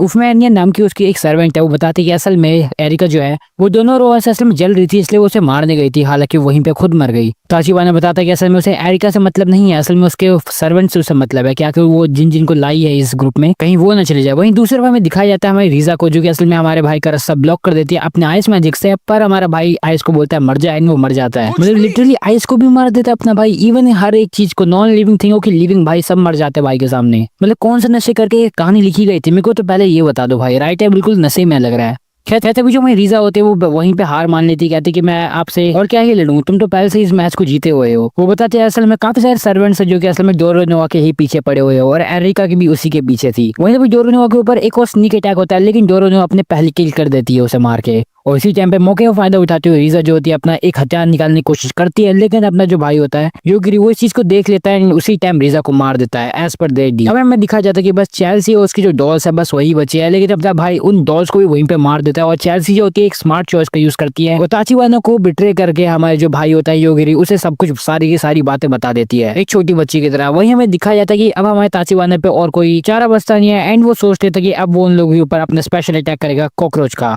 ये कॉकरोच असल में हमारे ताचिवाना के कंट्रोल पे चल रहे होते हैं एंड हमारा जो ताचिवाना होता है वो इनका यूज करके अगर इन्हें अटैक करने के लिए बोलेगा तो ये जो कॉकरोच है किसी न किसी इंसान की तो वहीं पे जान ले लेंगे। इन्हें जहां से भी ओपनिंग मिलेगी ये सीधे वहीं पे घुस जाएंगे और उसके बाद वहां पे तहलका मचा देंगे और पूरे ह्यूमन बॉडी को खराब कर देंगे। यूफ्यू जो होती है वो हमारे ताचिवाना को मना करती है, कहती है यार तुम्हें ऐसा नहीं करना चाहिए, खासकर उसके साथ जिसे तुम्हें पता भी नहीं कि वो कब तुम्हें कैसे मार सकता है। लेकिन ताचिवाना कहता है देखो मैं एक डोमिनेटर हूँ और अगर ये बंदा नहीं मरा तो फिर मैं कभी डोमिनेटर बन ही नहीं पाऊंगा, इसलिए मेरे को इसे मारना पड़ेगा। एंड वो उन कॉकरोच को ऑर्डर दे देता कि जाओ हमला करो। हालांकि अपना जो भाई होता है वो हमारे ताचिवाना की लोकेशन को ढूंढ लेता है एंड उसके बाद उसे मार देता है वहीं ऑन द स्पॉट। वहीं हमें दूसरी तरफ योगिरी को दिखाया जाता है जो कि असल में उसी कॉकरोच वाले रूम में होता है और कहता है चलो अब हमें यहाँ पे वैसे भी रहने की कोई जरूरत नहीं है और हम यहाँ पे रहेंगे भी नहीं, इसलिए वो वहां से चले जाते हैं। दूसरी तरफ हमारे इफ्यूमिया और हमारी स्टेफनी जो होती है वो दोनों के दोनों फ्री होते हैं एंड वो कहीं पे भी जा सकते हैं। वहीं दोबारा फ्रीडम मिलने के बाद इफ्यूमिया जैसी बाहर आती है जगह से वो देखते कि यहाँ पे बिल्कुल भी फॉरेस्ट नहीं बल्कि अब यहाँ पे बिल्कुल सब कुछ खत्म हो चुका है। इतनी खतरनाक चीजें देखने के बाद हमें दिखाया जाता है वहाँ पे लियस भी होते हैं, वही वेम्पायर वाली से जो कि हमारी इफ्यूमिया को जाके बाइट कर लेती है और इफ्यूमिया को भी अपनी ब्लड लाइन में ले आते हैं, उनसे सारी इन्फॉर्मेशन लेने की कोशिश करती है। वहीं दूसरी तरफ हमारे जो योगिरी होता है दोनों जो होता है असल में उस सिटी में घूम रहे होते हैं एंड इन लोगों को पता चल चुका होता है कि यहाँ पे असल में ज़ॉम्बीज़ का अटैक हो चुका है। लियस जो होती है वो असल में हमारी योगिरी के बारे में सारी की सारी डिटेल जितनी भी जान सकते हैं उसे जानने की कोशिश करती है और ये पता लगाने की कोशिश करती है क्या हमारी जो योगिरी है वो हमारी लियस जो कि असल में इमोर्टल है उसे भी मारने के लायक है, क्या वो इतना केपेबल है। वहीं तभी सीन शिफ्ट होता है, हम लोग को दिखाया जाता है सिटी के सीन को जहाँ पे असल में सिटी में बुरी तरह से भाई ज़ॉम्बीज़ ने हालत खराब कर रखी होती है लोगों की और दो बंदों की लड़ाई की वजह से बाकी जो सिविलियंस होते हैं उन लोगों को ज़ॉम्बीज़ से लड़ना पड़ रहा होता है, मतलब इन लोगों से भाग के जाना पड़ रहा होता है। हमारा जो भाई होता है योगिरी वो सोचता है कि चलो हम एक काम करते हैं, वैसे भी ये जितने भी ज़ॉम्बीज़ है काफी धीरे चल रहे हैं तो शायद हम इस सिटी से बाहर निकल जाएंगे अगर हम चीजों का ध्यान देते हो जाए तो। लेकिन हमारी डोनोरा होती है वो कहती है यार तुम्हें लगता है हमें ऐसे जाना चाहिए इन लोगों को ऐसे छोड़ के। अपना जो भाई होता है योगिरी कहता है अरे यार मैंने यहाँ पे कोई ठेका थोड़ी ले रखा है इन लोगों का बचाने का, मैं अपना देखूं क्यों इन लोगों का देखूं। बात तो सही है। मैंने तो वैसे भी कोई हीरो के लिए कोई कॉन्ट्रैक्ट साइन नहीं किया है। वहीं तभी हमें मेयर के वहाँ का सीन दिखाया जाता है जहाँ पे जो मेयर होता है वो मासायुकी नाम के एक उन ज़ॉम्बीज़ के लीडर से बात कर रहा होता है। रियोचे जो होता है यानी वही मेयर वो हमारे मासायुकी को कहता है भाई तू यहाँ से निकल जा, ये तो आके मेरे सिविलियंस के साथ क्या कर रहा है। लेकिन मासायुकी कहता है नहीं नहीं मेरे पास तो मिसेज लेस के भाई ऑर्डर है तो भाई मेरे को तो कोई नहीं हटा सकता यहाँ से। रियोचा कहता है भैया तुमने ऐसे ही कैसे लिया है आर्मी, मतलब कोई ना कुछ तुमने बताया ना कुछ, एकदम से लिया है और यहाँ पे सिविलियंस को परेशान कर रहे हो। लेकिन मासायुकी बताता है मिसेज लेज ने ये असल में एरिया मेरे को दिया है, तो ऑफ कोर्स इसका यहाँ पे जितनी भी चीज होने वाली है वो सब मेरे ऊपर है, और मेरे पास लाइसेंस है एक तरह का, जिससे मैं जितने चाहूँ तो लोगों को किल कर सकता हूँ। यहाँ पे इस चीज का मेरे पे राइट है, तो तुम तो मेरे को मत ही सिखाओ। एंड जैसे उस मेरे को पता चलता है ये बात असल में मिसेज लेस ने कही है, ये वजह उनके, तो वो ना चाहते हुए भी उसे वो एक स्पेशल तरह की होती है वो देनी ही पड़ती है मासायुकी को, जो कि वो नहीं भी देना चाहता, तो फिर भी क्या ही करे वो। तभी हमें दिखाया जाता है मासायुकी जो है वो पूरे टाउन के या फिर युगो की जो सिटी के जितने भी अनाउंसमेंट वाले स्पीकर्स होते हैं उनका यूज करते हुए जितनी भी जनता होती है उन्हें बताता है, देखो भाई तुम्हें एक सीन करना है, यानी एक काम करना है, एक लड़का और एक लड़की को ढूंढना है, और अगर तुमने उसे ढूंढ दिया जिंदा या मुर्दा इससे फर्क नहीं पड़ता, लेकिन ढूंढ दिया तो तुम लोग बच जाओगे। लेकिन अगर तुम लोग नहीं ढूंढ पाए तो मैं अपनी ज़ॉम्बी आर्मी को फिर से एक्टिवेट कर दूंगा और तुम लोगों की अम्मा बहन कर दूंगा। लेकिन जिसने भी भागने की कोशिश की उसके बाद तो उसको पता ही है उसका परिणाम क्या होगा। मासायुकी उन दोनों की फोटो भी दिखा देता पूरी जनता पार्टी को कि भैया तुम देखो यहाँ पे क्या होने वाला है। तभी वहाँ पे रियोटा आता है और कहता है आखिर तुम मेरी पब्लिक का कैसे यूज कर रहा है, तूने तो उन्हें अपनी कठपुतलियां बना दी है, तू उनसे अपना जो चाहे वो काम करेगा। पर मासायुकी को कौन ही रोक सकता था। वही हमें दिखाया जाता अपने भाई का सीन, जहाँ पे हमारे जो योगरी और डोनोरो होते हैं वो बिल्कुल एक जगह पे होते हैं एंड सोच रहे होते कि आखिर यहाँ से निकले कैसे, क्योंकि अब तो यहाँ पे इनके लिए और दिक्कत हो गई है। तभी योगरी को याद आता है असल में उसने एक सीएच को मारा था, वो भी रेकलेसली, मतलब बिना कुछ सोचे समझे, तो शायद ये उसका ही परिणाम होगा जिसके वजह से इन लोगों को आज उस चीज का फल भुगतना पड़ रहा है। और फ्यूचर में भी ऐसी बिल्कुल मजे मजे में जो किल होती है वो नहीं करनी चाहिए, इस चीज का ध्यान रखना चाहिए। लेकिन जब ये सभी बातें कर ही रहे हो जाए तभी यहाँ पे 3 सिटीजन भी आ जाते हैं। वो तीनों बंदे आते हो हमारे योगरी को कहते हैं तू वो चुपचाप हमारे साथ चल ले, लेकिन उनमें से एक बंदा हमारे भाई पर अटैक करता है और अपने भाई उन्हें मार देता है। वो बाकी को भी कहता है देख बेटा कोई भी आया मेरे सामने तो मरेगा ही, मैं किसी पे रहम नहीं करूंगा। और बाकी जो बंदे होते हैं वो दोनों के दोनों भाग जाते हैं। तभी अपना भाई योगरी सोचता है कि आखिर ये क्या सीन चल रहा है भाई, मतलब कि ये क्या सोचता है बंदा मासायुकी कि मैं लोगों को नहीं मार सकता, मैं आम जनता को नहीं मार सकता, बिल्कुल मैं मार सकता हूँ, मैं तो दानव हूँ। वही मासायुकी ये सोच रहा होता है दूसरी तरफ कि भैया हमारा जो योगरी है उसके अंदर कोई हीरो वाला कीड़ा होगा एंड वो सोचेगा कि नहीं मेरे को इन्हें नहीं मारना चाहिए, ये मेरे मोरल्स है। लेकिन अपने भाई को घंटे से फर्क पड़ता है, अपने भाई सीधे कहता है चलो ठीक है अब मैं इसको यानी मासायुकी को उसके सीधे घर पे जाके मारूंगा। अगर बातचीत से बात बन गई फिर भी ठीक है। तभी सीन शिफ्ट होता है, हम लोग को दिखाया था हमारे भाई योगरी को जो कि असल में पहुंच चुका होता है मासामुकी के पास। मासायुकी काफी निराश होता है क्योंकि असल में हमारा भाई उसके पास कुछ ज्यादा ही जल्दी आ गया एंड वो ज्यादा और सिविलियंस को नहीं मार पाया, तो थोड़ा सा सैड फील कर रहा होता है। लेकिन जैसे अब हमारा भाई उसके पास आता है तो सोचता कि हाँ भाई अब तुम्हारे क्या इरादा है, आखिर तुम यहाँ पे सरेंडर करने आए हो। लेकिन अपना भाई कहता है नहीं बिल्कुल नहीं, मैं तो यहाँ पे असल में ये बोलने आया था कि असल में मेरे को यहाँ से जाना है, तो तुम वो जो जितनी भी तुमने लगा रखी चीजें गेट के बाहर उसे हटा दो, बैरियर ये सब। मासायुकी सोचता है कि असल में वो इस टाइम पे पावर है एंड हमारा भाई उसके सामने कोई डिमांड नहीं रख सकता। और जब मासायुकी जो होता है हमारे भाई योगरी को देखता है वो काफी ज्यादा मतलब निराश हो जाता है या फिर कहीं गुस्सा हो जाता है कि भैया ये बंदा तो भाई मेरे सामने गिड़गिड़ाना चाहिए अपनी मौत के लिए, और ये बंदा लिटरली मेरे सामने डिमांड ही रख रहा है, ये क्या बात हो रही है, यहाँ पे ऐसा सीन थोड़ी चल रहा है। मासायुकी सोचता है ये बंदा यहाँ पे सरेंडर करने के लिए आया हो क्योंकि इसे शायद सिविलियंस की कोई चिंता हो इसलिए यहाँ पे सरेंडर करने आया हो। लेकिन अपना भाई ऐसा कुछ नहीं करता, इसलिए वो अपनी अनडेड जो आर्मी होती है वो भेज देता है हमारे भाई की योगरी के सामने के लिए। मासायुकी को लगता है ये तो ऑलरेडी डेड है, इन्हें क्या मारेगा, लेकिन अपना भाई उन्हें बस कहता है मर जाओ एंड वो लोग मर भी जाते हैं। मतलब सेंस तो है ही नहीं, लॉजिक तो गया। मतलब इस टाइम मासायुकी का जो दिमाग होता है ना वो हमारे तरह फील कर रहा होता है कि भैया ये तो ऑलरेडी डेड था, तूने मार कैसे दिया। सेम यही क्वेश्चन हम लोगों के दिमाग में भी आ रहा होता है। लेकिन अपना भाई बताता है योगरी की असल में मेरे लिए तो इन लोगों को मरना यानी क्योंकि ये लोग वैसे भी हिल रहे थे तो मेरे को लगा जिंदा ही होंगे, इसलिए मैंने बोला मर जाओ एंड ये लोग मर गए। अब भाई फर्क नहीं पड़ता कि ये लोग डेड है कि जिंदा है, बस हमारे भाई की डेफिनेशन रखते हैं मायने यहाँ पे। मानते हैं भाई इसी का एनमे में ओवर पावर कैरेक्टर्स होते हैं, मतलब इतने में थोड़ी कि भाई बंदा सोच ही रहा है बंदा खत्म। भाई कभी कभी तो इंडियन सीरियल में इससे ज्यादा लॉजिक लगता है मेरे को। अपना रियोता भाई जो होता है मेयर भाई साहब वो तो पहले हाथ खड़े कर लेते, कहते भैया मेरे को मत मारना, इनको मार दो भाई लिटरली मासायुकी जो होता है कहता है कोई बात नहीं अब मैं तेरे को अपनी असली शक्ति बताऊंगा एंड वो बंदा ट्रांसफॉर्म होने लगता है। लेकिन अपना भाई मतलब बंदा ट्रांसफॉर्म भी नहीं होता, उसको उससे पहले ही मार दिया, रूल्स ही तोड़ दिया एनिमे के। कोई बात नहीं, आजकल तो लग रहा है स्क्रिप्ट में हग रहे ये लोग। एनीवेज तभी हमें जो रियोता होता है कहता है कोई बात नहीं मेरे को छोड़ दो, मैं तुम्हारे लिए काम करा दूंगा, बैरे वैरे सब हटा दूंगा, तुम बस मेरी बात मान लो, बस मुझे मत मारना। हालांकि अपने भाई का उसे मारने का कोई प्लान भी नहीं होता क्योंकि उसने तो उसका कुछ बिगाड़ा ही नहीं है एंड वो तो यहाँ पे बस सेल्फ डिफेंस कर रहा था। रियोता असल में बताता कि लीसा नाम की असल में एक वेम्पायर सेज है जो कि हमारे भाई को मारने की कोशिश कर रही है, और ये भी बताता है असल में ये बंदा जो यहाँ पे तुम्हारे सामने गिरा हुआ है मरा हुआ है, ये असल में इसको यहाँ पे इस सिटी का कंट्रोल दिया गया था उस लीसिया ने। हालांकि हमारे भाई को यहाँ पे बुलाया तो सेज बनने के लिए था, लेकिन अब सेज के द्वारा ही उस पर हमले हो रहे हैं, क्या बात हो रही है यहाँ पे सीन। तभी दिखाया जाता है मुंह को वहाँ पे आते हो बताते हैं असल में यहाँ पे कुछ स्प्रिट कुछ वाला फील हो रहा है, स्प्रिट वाली चीजें। और हम लोग को पता चलता है सर यहाँ की पब्लिक बिल्कुल पागल हो चुकी है, सिर्फ और सिर्फ हमारे भाई को मारना चाहती है, कह सकते हैं कि मैनिपुलेट हो रखे हैं जैसे हमारे ताचिबाना ने उन कॉकरोचेस को करा था। तभी हमें पता चलता है असल में रियो की जो चाबी थी अब वो काम नहीं कर रही, क्योंकि अब पूरी सिटी का जो कंट्रोल है वो लीसा के पास है, वही वेम्पायर सेज। एंड अब हमारा भाई यानी ये जो मेयर है बेचारा अब कुछ कर नहीं सकता। वही सीन शिफ्ट होता है, हमें दिखाया जाता है हमारी लीसा द वेम्पायर सेज को, वो भी हमारे यूफीमिया के साथ। यूफीमिया कहती है उसे भैया ऐसा मत करो, मैं बता रही हूँ ताची बिना भी जो था वो इसी की वजह से मरा था, वो बंदा तुम्हारी भी लोकेशन ट्रैक कर लेगा इन सब चीजों के जरिए एंड फिर तुम्हारे भी लग जाएंगे भाई, रहने दो। लीसा कहती है कि हाँ मैं ये जानती हूँ कि वो लॉन्ग डिस्टेंस से भी मार सकता है लोगों को, पर मैं देखना चाहती हूँ कि आखिर की शक्तियां क्या है। यूफी में उसे मना करते हैं कि भाई मत करो, मैं बता रही हूँ बहुत खतरनाक इंसान है। लेकिन हमें देखने को मिलता है अपना जो भाई होता है वो उन सिविलियंस को वहीं पे मार रहा होता है जस्ट लाइक नथिंग, मतलब कुछ भी नहीं है उसके सामने। ना अपने भाई को कोई घंटा फर्क पड़ रहा है कि ये क्यों मार रहा है, किस लिए मार रहा है, बस सेल्फ डिफेंस ये भाई। अपना भाई तो ये भी कह देता है कि भैया अगर ये सारे के सारे टूट पड़े ना मेरे पे तो मैं इन सब की ऐसी की तैसी कर दूंगा, तो तुम देख लो। लेकिन हमें देखने को मिलता है कि असल में ये जो मेयर भाई साहब है ये अपनी आंखों के सामने अपने सिविलियंस को मरते हुए देख रहे हैं, बेचारे के लिए बहुत बुरा सीन हो रहा है।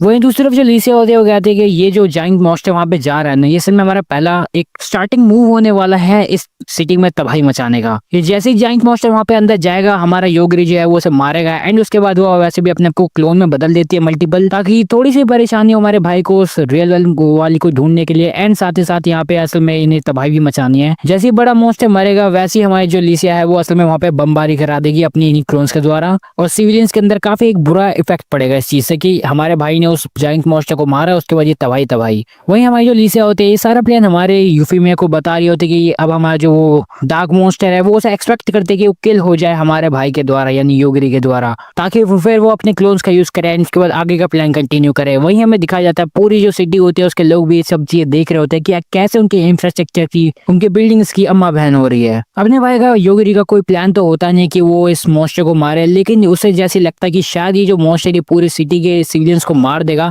तो वो अपने हाथ में ले लेता है पूरे मैटर को और उस मॉन्स्टर को मार देता है। लेकिन तभी वो जो क्लोन्स होते हैं वो भी अटैक करना शुरू कर देते हैं, जिसकी वजह से पूरे सिटी में तबाही मच जाती है। अपना योगरी भाई जो होता है वो इन सब चीजों को एनालिसिस कर रहा होता है और सोच रहा होता है कि आखिर अटैक हो कैसे रहे, क्योंकि उसे कोई भी हॉस्टिलिटी ऐसी कुछ फील नहीं आ रही होती है। जब अपना भाई और उसकी जो दोनों राह होती है वो असल में ये सब चीजें झेल ही रहे होते हैं, तभी अपना जो भाई होता है वो फोकस कर रहा होता है कि आखिर कैसे वो पता लगा कि आखिर अटैक हो कैसे रहे हो, कहाँ से हो रहे हैं। तभी दोनों को दिखता है कि असल में ये जो अटैक्स हो रहे हैं ये असल में किसी और के द्वारा हो रहे हैं। लाइक ये साफ साफ दिख रहा है कि असल में किसी क्लोन के द्वारा हो रहे हैं, और बेशक ये ऑफकोर्स लीसा के ही प्लान का असल में एक पार्ट है और कुछ नहीं।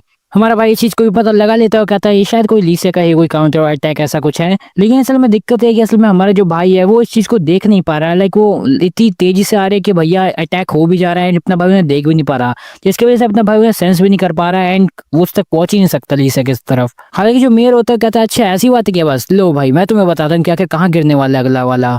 और मेयर की मदद से अपना जो भाई होता है वो उसी जगह पे पहुंच जाता है टेलीपोर्ट होकर जहाँ पे अगला वाला क्लोन गिरने वाला होता है। अपना भाई उस क्लोन को देखने के बाद डाई कह देता है और हमारे जो मोमो होती है वो अपने इस पावर का यूज करके वहां पे एक बैरियर सा बना देती है, जिसकी वजह से इन लोगों की जिंदगी वो जाती है और हमारी किसी जिंदगी चली भी जाती है। और शायद हम कह सकते हैं कि मोमो की वजह से अब हमारे जो डोनोरा असल में बस कोई साकुरा की तरह यूजलेस चीज नहीं है, असल में किसी तो काम के एटलीस्ट। वहीं दूसरी तरफ जो लीसा होती है वो ये सोच होती है कि भैया शायद वो बच गई, हमारी योगरी को उसने चेकमेट कर दिया है एंड वो उसका कुछ भी नहीं बिगाड़ पाया। वो सोचते वो और भी ज्यादा क्लोन्स बनाएगी एंड फिर से हमला करेगी, लेकिन एकदम से सब पता चलता है कि असल में उसके भी लग गए हैं एंड एकदम से वो भी खत्म हो जाती है, मतलब लिटरली मुंह देते रही इमोर्टल होने पे। वहीं जैसे ही मरती है हमें दिखाया जाता है एक छोटी सी लड़की को जो कि एकदम से किसी वेम्पायर के अनबॉक्सिंग वाले डब्बे से निकलती है और देखती है हमारी लीसिया की असल में एक रिकॉर्डिंग जिसमें उसे बोला गया होता है कि तुम असल में मेरी ही कॉपी हो लेकिन एक अलग सेपरेट आइडेंटिटी के साथ। वहीं अगले सीन में हम लोग को दिखाया जाता है हमारे भाई योगिरो को जो कि गेम खेल रहा होता है और हमें दिखाया जाता है कि मेयर ने असल में इन लोगों को एक ट्रक दिया है या फिर यूगों की मिलिट्री वाली गाड़ी इनकी सिक्योरिटी के लिए। वहीं तभी हमें बाकी स्टूडेंट्स को दिखाया जाता है जहाँ पे एक रियोको नाम की लड़की होती है जिसने अभी एक मॉन्स्टर को मार के आई है। वो एक टेंट में जाती है, वहाँ पे उसे क्लोरो नाम की लड़की मिलती है जिसने असल में उसका फोन लिया हुआ था। एक्चुअली रियो को ये मोबाइल में असल में एक ऐसा ऐप है जिसकी वजह से वो योगरी पे यानी हमारे भाई पे नजर रख पा रहे हैं, एक तरह से स्पाई भी कर सकते हैं एंड इन लोगों को पता चलता है कि असल में अपने भाई यानी योगरी ने अपना फर्स्ट गेट खोल दिया है। वहीं दूसरी तरफ हमें दिखाया जाता है हमारी डोनोरा को जो कि असल में ड्राइविंग कर रही होती है वो भी बहुत ही गंदी तरह से, क्योंकि असल में और कोई चारा है ही नहीं, क्योंकि अपना भाई इस टाइम पे अभी सो रहा है। मारना और सोना बस यही दो काम है जो हमारे भाई को आता है, इसके अलावा कुछ नहीं आता हमारे भाई को। ये दो ऐसी चीजें जो हमारा भाई आंखें बंद करके भी कर सकता है। वहीं जब डोनोरा गाड़ी को ठोकने वाली होती है हमें दिखाया जाता जाता है हमारे भाई की बैक मेमोरीज को, जहाँ पे असाका नाम की हमें उस लड़की को दिखाया जाता है जिसे साइन किया गया होता है हमारे भाई की देखभाल के लिए। इवन उसने असल में वो कॉन्ट्रैक्ट पढ़ा ही नहीं होता है, मतलब लगता नहीं कि ये लड़की यहाँ पे आने वाली हुई थी। एंड तभी हमें जो असाका होती है वो वहाँ के एम्प्लॉय से पूछते कि क्या ये कोई इलीगल चीज तो नहीं है। एंड वो साइंटिस्ट वाला जो एम्प्लॉय होता है वहाँ पे वो बताता है नहीं नहीं ये सारी चीज लीगल ही है। लेकिन वो जो बताता है देखो असल में बात ऐसी है कि यहाँ पे जितने भी काम होते हैं वो बिल्कुल ही अलग ही तरह के होते हैं। तो इसका मतलब समझ रहे हो ना, तुम्हें भी एक अतरंगी जॉब मिली है, तुम्हें असल में एक राक्षस का एक तरह से ख्याल रखना है। जब वो लोग एक टनल जैसी जगह में जा रहे होते हैं असाका उस एम्प्लॉय से पूछते क्या कि हम लोग जा कहाँ रहे हैं। एंड वो बंदा बताता है एक ऐसी जगह पे जहाँ पे अल्फा ओमेगा नाम के उस बच्चे को रखा जाता है। वो बच्चा बहुत खतरनाक है, इवन हमारे साइंटिस्ट ने उसे नहीं देखा कि असल में वो बच्चा ही है कि कोई राक्षस है। उस बच्चे का नाम अल्फा ओमेगा रखा गया है। एंड वो बंदा इतना ज्यादा खतरनाक कि वो अगर सोचे भी ना तो तुम्हारी मौत हो जाएगी, इतनी खतरनाक एबिलिटी है उसकी। एंड इस चीज को सोचते ही असाका जो होती है वो पक्का रिग्रेट कर रही होगी कि आखिर उसने क्यों नहीं पढ़ा वो कॉन्ट्रैक्ट। और साथ ही साइंटिस्ट अलग से और डरा रहा है। और असाका को असल में वहाँ पे एक टीचर की तरह भेजा जा रहा है जो कि उस बच्चे को सही चीजें सिखाएगी। हालांकि पूछा जाए कि आखिर असाका को ही क्यों, तो इसका कोई रीजन नहीं है, बस इसलिए क्योंकि वही एक इकलौती है जो इस काम के लिए उसने हाँ की है, तो उसी को भेजा जा रहा है। इसी के साथ वो एम्प्लॉय उसे पर्चा पानी दे देता है, कहता है लो भाई तुम्हारा काम और जाओ संभालो इसे, बच के वापस आ गए तो लाइन मारूंगा। इतना कहते हैं अपने जो भाई असाका होते हैं वो चले जाते हैं उस आर्टिफिशियल दुनिया में जहाँ पे अपना भाई रहता है। असाका को वहाँ पे एक घर मिलता है जो कि उस खतरनाक से एक मैप में दिख रहा होता है। असाका उस घर में जाती है डरते डरते कि भाई कोई खतरनाक राक्षस होगा, लेकिन जैसे वो क्यूट से बच्चे को देखती है वो काफी ज्यादा हैरान हो जाती है कि लिटरली गवर्नमेंट इस बच्चे को प्रोटेक्ट कर रही है। किससे? आखिर लिटरली इस लड़के को यहाँ पे रखा क्यों ऐसे अकेले? असाका को गुस्सा आता है, वो सीधे बच्चे को उठाती है बाहर फेंक देती है, कहते तू जा, तू भाई खेल क्या कर रहा है घर के अंदर बैठे बैठे, तू तो आजकल का बढ़ता बच्चा है भाई। लेकिन जैसे ही हमारा भाई उसकी तरफ उंगली करता है वो देखता है कि असल में एक मॉन्स्टर जो था असल में असाका के ऊपर हमला करने की कोशिश कर रहा था, लेकिन अपने ये योगिरी ने असल में उसे बचा लिया। योगिरी असाका को बताता है देखो यार काफी ज्यादा शाम हो चुकी है, मुझे नहीं लगता कि अब हमें बाहर खेलना चाहिए, और ये नमूना जिसको मैंने अभी मारा ये तो ऐसे आते रहते हैं, तो मेरे ख्याल से तुम्हें इसकी भी चिंता नहीं करनी चाहिए। एंड इसी के साथ इन लोगों को लग जाती है भूख और अपनी असाका को हमारा योगिरी बोलता है कि जाओ खाना बना दो फिर, क्योंकि मेरे को तो आता नहीं है, तुम्हें मेरी केयरिंग लिए भेजा है तो तुम ही बनाओगी खाना और क्या। दोनों को ही भूख लगती है और हमारी असाका ही वहाँ पर एडल्ट होती है तो उसी को खाना बनाने के लिए जाना पड़ता है। हालांकि पता चलता है कि असल में खाने के लिए इंग्रेडिएंट्स तो भाई एक नंबर क्वालिटी के भाई एकदम बढ़िया, लेकिन जिसको कुक पकाना ही नहीं आता तो वो उसके लिए तो वो भी बेकार ही है। वही सीन होता है असाका के साथ, बस पढ़ती रहती थी, अब यहाँ पे अब खाना बनाने के दिन आ गए। वही हमें दिखाया जाता है कि भाई हमारी जो असाका होती है वो जैसे तैसे करके वो जो नूडल्स होते हैं वो सस्ते वाले वही खिला देती है हमारे भाई को। इवन तो हमारे भाई ने वो भी नहीं खाए होते तो उसको वो भी अच्छे लगते हैं। और जब असाका हमारे भाई का नाम रखने की सोच होती है तो वो कुत्ते को सोचते हुए उसका नाम योगिरी रख लेती है। उसके बाद से वो उसका एक मदर की तरह उसका ख्याल रखती है और ये हमारे भाई के लिए उसकी सबसे बेस्ट मेमोरीज है। वही हमें दिखाया जाता है अपना भाई उठ जाता है, उसकी नींद खुल जाती है जब दोनों चिल्ला चिल्ला के बोर ही होते कि भैया हमारे पास आगे जाने के लिए रास्ता नहीं है। हालांकि हमारा भाई थोड़ा थका हुआ होता है। तब अपने भाई योगी जो होता है वो सोचता है कि आखिर हमें वैसे जाने की जरूरत ही क्या है कैपिटल, मतलब क्या ही जरूरत है, हमें तो अपने घर जाने से मतलब है ना, हम क्या करेंगे कैपिटल ये सब जाके। लेकिन दोनों बोलती है नहीं नहीं हमें कैपिटल जाना चाहिए, फिर वहां से हमारे पास ज्यादा ऑप्शंस रहेंगे। तब अपने भाई कहते हैं चलो ठीक है फिर जो भी है, तो अब हम कोई दूसरा रास्ता लेते हैं कैपिटल जाने के लिए। और जब दोनों रिवर्स गाड़ी में चला ही रही होते तभी वो ड्रैगन से टकरा जाती है एंड कहती है अबे कौन है ये। अपना भाई बाहर मैटर को देखने के लिए जाता है एंड वो देखता है कि असल में उसके ऊपर एक ड्रैगन हमला करने के लिए आ गया है। End of course in the end उसे मारना ही पड़ता है हमारे भाई को। लेकिन वो ड्रैगन अकेला नहीं होता, वो अपनी पूरी आर्मी के साथ होता है जो कि वो सारे के सारे हमारे भाई के ऊपर हमला करने के लिए आ जाते हैं। लेकिन अपना भाई भी कम थोड़ी है, उन सबको वहीं पे मार देता है क्योंकि वो लोग असल में हमारे भाई को मारने के लिए आ रहे थे। मतलब फालतू में हम लोग कोई मतलब भी नहीं था इन लोगों का इन पे अटैक करने का। खैर अपना जो भाई होता है कहते हैं यार ये अगर अटैक नहीं करते तो शायद इन्हें मारता भी नहीं। हालांकि अपना भाई ये भूल चुका कि वो उन्हीं के इलाके में है और उन्हीं को मार रहा है, वो भी बेमतलब के है। तभी हमारे भाई के सामने एक गोल्डन थंडर ड्रैगन आ जाता है जो कि हमारे भाई से असल में लड़ने के लिए नहीं आया होता है, इसलिए अपना भाई उसे मारता नहीं है। लेकिन वो ड्रैगन कहता है जाओ जाओ आगे निकल जाओ, इतना कह के वो ड्रैगन वहां से भागना शुरू कर देता है और सीधे वहां से निकल लगता है। लेकिन इससे पहले वो ड्रैगन वहां से निकलता अपने भाई से आवाज लगाते हुए कहता है इधर आ जा वरना तेरे को वहीं से मार दूंगा। इसके बाद होना क्या था, वो जो ड्रैगन होता है असल में आ जाता है लेकिन ह्यूमन फॉर्म में एक छोटी बच्ची बन के आता है जिसका नाम असल में हमें यहाँ पे अटीलिया बताया जाता है। हमारा भाई जो होता है अटीला से पूछता है कि हाँ भाई आप मेरे को ये बताओ कि तुम्हारे ड्रैगन आके मेरे पे हमला क्यों कर रहे थे।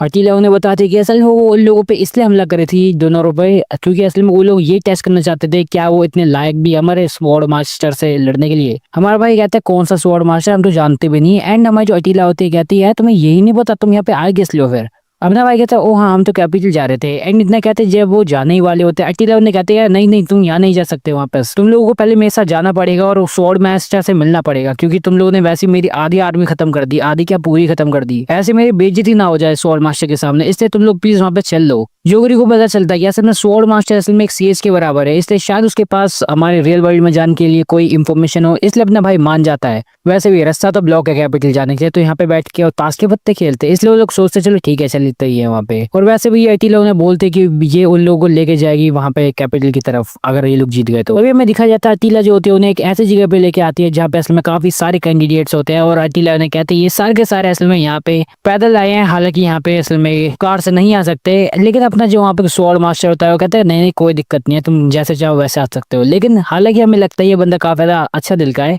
पर इसकी शक्ल पे मत जाओ क्योंकि ये बंदा बहुत हराम है। इसी सबको कहता है कि जाओ और पहले एक दूसरे से भिड़ो और एक दूसरे को मार दो, और जब तुम लोग पहले थोड़े से कम हो जाओ तब मेरे पास आना। योगरी कहता है अरे मेरा तो कोई काम ही नहीं है कि मैं ऐसे जा सकता हूँ, लेकिन वो साफ साफ मना कर देता है, कहता है कि नहीं तुम नहीं जा सकते हो। और हमें दिखा जाता है कि लोगों के बीच में लड़ाई शुरू हो जाती है और सभी लोग एक दूसरे को मारने काटने शुरू कर देते हैं। अपना भाई जैसे ही कुछ बंदों को मारने वाला होता है बीच में एक अच्छा नाइट आ जाता है जो कि असल में हमारे भाई की नहीं बल्कि उन तीनों की असल में किस्मत के लिए अच्छा चमकता हुआ सितारा होता है, क्योंकि वो उन तीनों की जान बचा देता है। वो सबको समझाने की कोशिश करता है कि असल में ये हमारे मास्टर की चाल है, वो असल में हमें टेस्ट करना चाहते हैं। हालांकि वो जो मास्टर है वो सच में इन लोगों को मारना चाहता था, लेकिन ये बंदा अपनी अलग ही बुद्धि लगाता है और कहता है कि नहीं नहीं ये असल में हमारे टेस्ट वेस्ट ले रहे हैं, हमारा बिहेवियर ये सब देख रहे हैं। वहीं झाड़ियों के पीछे हमें कुछ बंदे देखने मिलते हैं जो कि असल में इन लोगों को मारने की कोशिश करने वाले होते हैं, लेकिन अपना भाई उन्हें पहले निपटा देता है। अपने अच्छा वाला नाइट जो होता है सबको कह रहा होता है नहीं नहीं हमें मारने की किसी को कोई जरूरत नहीं है वैसे, और अपना फालतू का ज्ञान पेल रहा होता है। वहीं हमें दिखा जाता है गोजू का कॉस्प्ले करते हुआ एक बंदा AKA किटकैट।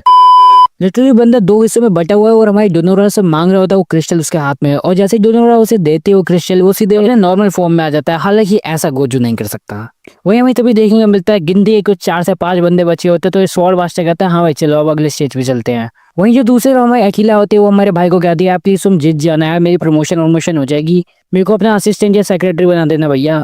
वही हमें पता चलता है असल में हमारे भाई को ये सारी कुछ चीजें ज्यादा ही अनोइंग लग रही होती है एंड अपने भाई को ये सब करने का मूड होता नहीं है, पर जस्ट फॉर टाइम पास, और हमारे भाई को कोई इन्फॉर्मेशन मिली नहीं होती है इसलिए अपना भाई इसे कंटिन्यू करने का सोचता है। वहीं रास्ते में हमारे भाई की उस अच्छे नाइट से बात होती है जो कि अपना नाम रिक बताता है, और वो जो वाला जो इंसान होता है वो अपने आप को लाइन बताता है। प्रोनाउंसिएशन के लिए माफी चाहता हूँ, बाकी तुम्हारे स्क्रीन में नाम लिखे हुए थे। योगरी असल में रिक से पूछता क्या कि डिवाइन किंग का बनने का सिस्टम क्या है, एंड हमारा और एक बताता कि असल में डिवाइन किंग असल में वो बंदा था जिसने असल में डार्क गॉड जो था उसे कैद किया था, सील किया था। हालांकि उसे अभी भी रिवाइव करने की कोशिश की जा रही है। वहीं दूसरे रूम में जो डोनोरा होती है वो हमारे उस गोजू वाले बंदे से पूछ सके भैया ये तुम्हारे क्रिस्टल का क्या सीन है। बंदा बताता है कि असल में उसका बहुत ही बुरी तरह से लक चलता है, एंड कसम से बताऊं तो लक चलता ही नहीं है, बहुत गंदा उसका लक है। हर बार वो बुरी से बुरी सिचुएशन में फंस जाता है, और एक बार तो उसकी बलि दे दी गई थी गॉड के लिए, लेकिन गॉड उसको बाद में बोलते ओ माफ करना डूड, भाई साहब थोड़ी गलती हो गई, आप एक काम करो क्रिस्टल ले लो, इससे आपका क्या होगा कि आपको जो भी बुरी परेशानी होगी वो ठीक हो जाएगी। गलती से मर गए कटे कुछ भी हो गया, अगर इसको छू लिया तो आप ठीक हो जाओगे। हालांकि इनके जरिए इन्हें ट्रेड भी किया जा सकता है, लेकिन हमारी गोजू भाई साहब की काफी बुरी किस्मत होती है इसलिए हमेशा उसको बेकार चीजें ही मिलती है। वहीं तभी हमें दिखाया जाता है वो लोग अपनी लोकेशन में पहुंच चुके होते हैं, और उस बैरियर को पार करने के बाद वो लोग पहुंच जाते हैं एक अलग ही दुनिया में जहाँ पे सिर्फ कैंडिडेट जा सकते हैं, इसलिए हमारे अकेला वहाँ पे आ नहीं पाती। हमें दिखा जा रहा है कि जो कैंडिडेट्स होता है वो चले जाते हैं उस बिल्डिंग के सबसे ज्यादा ऊपर, उस बिल्डिंग के सबसे ऊपर जाने के बाद उन लोगों को वहाँ पे एक सील जगह मिलती है जहाँ पे असल में वो डिवाइन किंग है। वो स्वॉर्ड मास्टर कहता है तुम इसे मारना है, मार सकते हो तो मार कर दिखाओ। इतने में हमारी एक जो लड़की होती है फ्राइडे का नाम की, वो जाती है और अपने अटैक यूज करती है। हालांकि स्वॉर्ड मास्टर कहता है ये तुम्हारा अटैक जो है ये लगभग टाइम बैरियर की वजह से तुम्हारा वहाँ पे लगभग 10,000 साल बाद तो पहुंच ही जाएगा। पर असल में इन लोगों का ये कोई टास्क होता ही नहीं कि असल में उसे मारना है। असल में इन लोगों का मेन टास्क ये होता है कि नीचे जाते जाते इस टावर के इन लोगों को एटलीस्ट 100 पॉइंट कलेक्ट करने हैं। डोनोरा हमारे भाई से पूछी क्या तुम्हें लगता है कि तुम्हारी पावर उस बंदे को मार सकती है वो सील के अंदर जो है, एंड अपना भाई थोड़ा सा गिल्टी होता है, और एज वी एक्सपेक्टेड कि अपना भाई ने गलती से असल में उस लॉर्ड को मार दिया। एक्चुअली वैसे तो अपना भाई बेखाम में किसी को मारता नहीं है, लेकिन अपने भाई ने गलती से मार दिया, मतलब भाई को खुद नहीं पता लेकिन अपने भाई ने गलती से उसे मार दिया, और टाइम बबल की वजह से अभी किसी को नहीं पता है, इसलिए ये लोग सोचते कि यहाँ से अभी फटाफट निकल लिया जाए ताकि किसी को पता भी ना चले, और ये लोग यहाँ से कट ले तब तक। एंड यही सोचते हुए लोग यहाँ से जब जाने वाले होते हैं तभी हमारे गोजो भाई साहब को पीछे से आवाज लगाई जाती है उसी पहली वाली लड़की के द्वारा जिसने असल में उस मैजिक को यूज किया होता है। वो कहती है यार तुम मेरे को अपने क्रिस्टल दो यार, मैंने अपनी काफी ज्यादा पावर यूज कर दिया उसी अटैक में जिसकी वजह से अब मेरे पास एनर्जी नहीं है। लेकिन अपना भाई कहता है यार तुम्हारे इससे कोई एनर्जी रिकवर नहीं होगी, क्योंकि इससे पॉजिटिव मेले काम करते हैं। हमें दिखा जाता है ये जो चारों को चारों होते हैं साथ में नीचे जाते हैं, एंड इनमें से ऑफ कोर्स इनको काफी ज्यादा फायदा होता है, क्योंकि इसमें पहले भी इनसे लोग जा चुके हैं नीचे, एंड उनके वजह से इन लोगों को काफी ज्यादा फायदा हुआ है, क्योंकि अब इन्हें पता कि कहाँ पे कौन सा ट्रैप है। और बाई चांस अगर इनको कभी पता भी नहीं चलता कि कहाँ पर ट्रैप है, तो वहाँ पे अपना वो नालायक जो गोजो वाले भाई साहब हैं वो अपनी शक्तियों के साथ जाते हैं, और भाई साहब अपने क्रिस्टल का यूज करने के बाद वो बच भी जाते हैं। तो भाई साहब ये तो बिल्कुल कतई खतरनाक सी बात है यार, मतलब भाई ये अगर पावर हमारे गोजो भाई साहब पे रियल में होती तो मजा ही आ जाता जुजुत्सु काइसेन वाले में। हालांकि तभी जो क्लाइन होता है वो क्या करता है कि उस क्रिस्टल को अपने हाथ पे बांध लेता कि बाई चांस अगर वो गलती से मरा भी तो एकदम से वो रिकवर हो जाए। पर जैसे क्लाइन जो होता है अंदर जाता है मिस्टीरियस रूम में, एकदम से दरवाजा बंद होता है, खून ही खून आजू बाजू होता है, और एकदम से आवाज आने लगती है उसकी। बेशक सबको पता है कि अगर ऐसी आवाज आ रही है तो मतलब कुछ ना कुछ तो अंदर सीन हुआ होगा, और हमें देखने में मिलती है अंदर एक लड़की टेरेसा नाम की। जो लड़की होती है असल में इसने हमारे गोजो वाले भाई साहब की काफी बुरी हालत करी होती है, और ये बताती है असल में यहीं पे रहती है और छुप छुप के किल करती है। असल में इस लड़की को ज्यादा लग रहा है किल करने में मजा आता है, ये लड़की सोचते है कि भैया ये ही बन जाएगी डिवाइन किंग। पर जैसे हमारा भाई ये सब चीज सुनता है वो काफी ज्यादा परेशान हो जाता है, कहता है अबे चुप हो जाए भाई, चुप, बिल्कुल चुप। और अपना रेक भाई साहब जो होता है वो डुनरा को बोलता कि यार प्लीज ज्यादा करो, जल्दी जल्दी सबको बुला दो यहाँ पे। लेकिन हमारी डुनरा साफ साफ मना कर देती है, कहते नहीं हम यहाँ पे नहीं हिल सकते हैं, क्योंकि क्या तुम्हें दिख नहीं रहा यहाँ पे इसने ट्रैप लगा रखा है। एंड इस चीज को सुनने के बाद जो टेरेसा होती है कहते वाह क्या बात है, क्या आंखें तुम्हारी, बहुत ही बढ़िया, तुमने आंखें से देख लिया। तभी हमारा अच्छा ना यानी कि रिक जो होता है वो आगे बढ़ता है और कहता है चिंता मत करो, तुम लोग पीछे से कोई ना कोई रास्ता निकालो यहाँ से भाग निकलने का, मैं तब तक इसे आगे निपटाता हूँ और बिजी रखता हूँ। लेकिन हमारी जो टेरेसा होती है उसका कोई भी प्लान नहीं होता किसी को भी बाहर जाने देने के लिए, इसलिए वो सीधे हमारे एक रिक पर हमला करती है। लेकिन हमारा जो भाई होता है रिक वो थोड़ा तो उस टाइम पर मैचिंग कर पा रहा होता है उसकी स्पीड को, लेकिन हमारी डुनरा को भी पता होता है कि टेरेसा भी अपने फुल पावर को भी यूज नहीं कर रही है, एंड इसके बाद अपना जो रिक है वो नहीं सह पाएगा। लेकिन तभी अपना जो भाई होता है योगरी वो टेरेसा को मार देता है, क्योंकि वो कुछ ज्यादा टाइम ले रही होती है। जैसे कि मरते ही इन लोगों को याद आता है कि असल में इनके पास इनका एक और दोस्त था जिसका नाम था लेनिन। एक लड़की इतना खतरनाक थी, इसने असल में हमारे भाई लेनिन के असल में हाथ ही काट के फेंक दिया ताकि ये रिकवरी ना हो पाए। लेकिन अपना भाई भी मरता नहीं है, वो असल में जिंदा ही रहता है, वो इन दी एंड फिर से ठीक हो जाता है। तभी हमें दिखा जाता है ये चारों के चारों जो होते हैं वो 94th फ्लोर पे आ चुके होते हैं, जो कि असल में एक सेफ जोन भी माना जाता है। यहाँ पे थके हुए लोगों के लिए रूम भी है ताकि वो थोड़ी देर एंजॉय कर सके, रेस्ट कर सके। और इसी के साथ जो लेनिन होता है वो सोच लेता है हाँ भाई वो यहीं पे सोने वाला है आज रात को, क्योंकि उसके पास जो उसके क्रिस्टल है एपोलॉजी वाले वो खत्म हो चुके हैं। लेकिन यहाँ पे ये लोग एक सेपरेट होने का सोच लेते हैं, क्योंकि अपना जो क्रिक है वो आगे जाने वाला है। लेनिन यहाँ पे रुकने वाला है और अपनी यहाँ पे बढ़िया से नील लेके अपना जो एपोलॉजी वाले वो क्रिस्टल उन्हें लेगा। और ऐसा ही होता है, हमारा जो रिक होता है वो चले जाता है आगे अपने अकेले सफर पे, और हमारा जो भाई होता है योगरी और डुनोरा वो अब अकेले रह जाते हैं। और अपना भाई डुनोरा से पूछता कि क्या तुम्हें रेस्ट करना है, एंड इन दोनों को असल में एक अकेला कमरा मिलता है रेस्ट करने के लिए। भाई अब ये क्या ही करे, अब यहाँ पे इन दोनों को सोना है। तो हमारी डुनोरा जो होती है वो काफी ज्यादा एम्बेरस फील कर रही होती है, वो कहती है कि मुझे नहीं लगता हमें कुछ ऊट पिटांग हरकतें यहाँ पे करनी चाहिए। लेकिन तभी मोको वहाँ पे आती है और कहते हैं नहीं कोई बात नहीं, कर लो, कोई दिक्कत वाली बात नहीं है। लेकिन अपना जो भाई होता है वो सीधे क्या करता है, कपड़े चेंज करता है और सो जाता है। और सोने में तो तुम्हें पता ही है हमारा भाई से आगे कोई जा सकता है क्या, एक झटके में सो जाता है। वहीं दूसरे में लेनिन को दिखाया जाता है। हमारे गोजो भाई साहब को मिलता है एक लेटर में एक स्पेशल बोनस ऑफर, जहाँ पे हमारे भाई को मिले होते हैं 100 से ज्यादा एपोलॉजी क्रिस्टल, और साथ ही साथ उसे लगता है कि शायद उसे कुछ बढ़िया भी मिलने वाला है। लेकिन उसे कोई हथियार नहीं मिलता बल्कि एक लड़की मिलती है। वो एक हथियार एक्सपेक्ट कर रहा था, लेकिन वहां पे असल में उसे वही गॉडनेस मिलती है जिसने असल में उसे ये वरदान दिया था।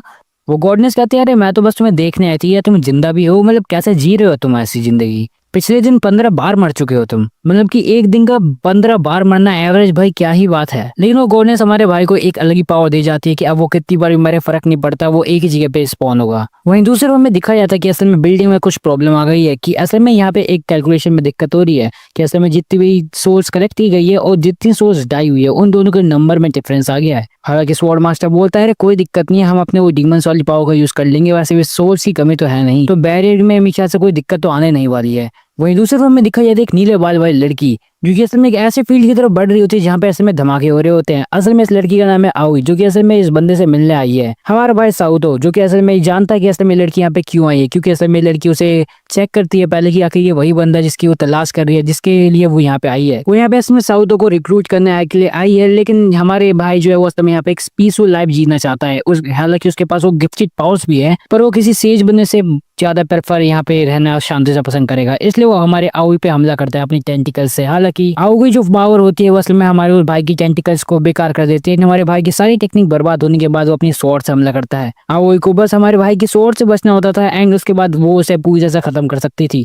इसलिए अपनी आओई जो होती है बस जाती है उसके पीछे एंड उसको एकदम से नॉकआउट कर देती है एंड इसी के साथ अपना जो भाई होता है वो हार जाता है। साउतो को हराने के बाद उसकी जो तलवार होती है एकदम से बोलने लगती है एंड कहती है कि तुम्हारे लिए अब एक नया मिशन है, तुम्हें जाना पड़ेगा हान अब्यूसन नाम की एक सिटी में, जहाँ पे तुम्हें योई गिरी नाम का एक बंदा मिलेगा, तुम्हें उससे भिड़ना है। जैसे हमारी आयु वहाँ पे जाने वाली होती है, हमारा क्या जैसे तैसे करके पता नहीं भगवान की कृपा से, लेकिन हमारा हानाकावा था वो बच चुका था और साउतो की असल में सड़नों में जी रहा था। अब यहाँ पे उसे कोई प्रोटेक्ट करने के लिए है नहीं, इसलिए हमारी जो हालांकि वो होता है वो आओ से बोलता है कि वो उसे अपने साथ जाने दे ताकि वो उसकी प्रोटेक्शन भी हो जाए। वहीं से शिफ्ट डेटा में दिखाई जाती है हमारी डोनोरा को जो कि इसमें मस्त अपना सो रही होती है, तभी हमारी मोको जो होती है उसे आवाज लगाती है। एकदम से डोनोरा की आंखें खुलती है, वो देखती है हमारे भाई को कुछ ज्यादा ही उसके करीब। वो काफी ज्यादा शौक हो जाती है, लेकिन मोको बताती है उसे कि असल में उसने उसको इस चीज के लिए नहीं उठाया है एंड उसके बाद वो सारा का सारा कार्यक्रम बताने लगती है कि आखिर क्या क्या होने वाला था जब ये दोनों के दोनों सो रहे थे एक दूसरे के करीब आगे गलती से एंड समथिंग। मोको दोनों की प्राइवेसी को लीक नहीं करना चाहती थी, इसलिए दूसरे कमरे में चले गए, लेकिन दोबारा जब वो ऐसे ही देखने के लिए आएगी क्या सीन चल रहा है,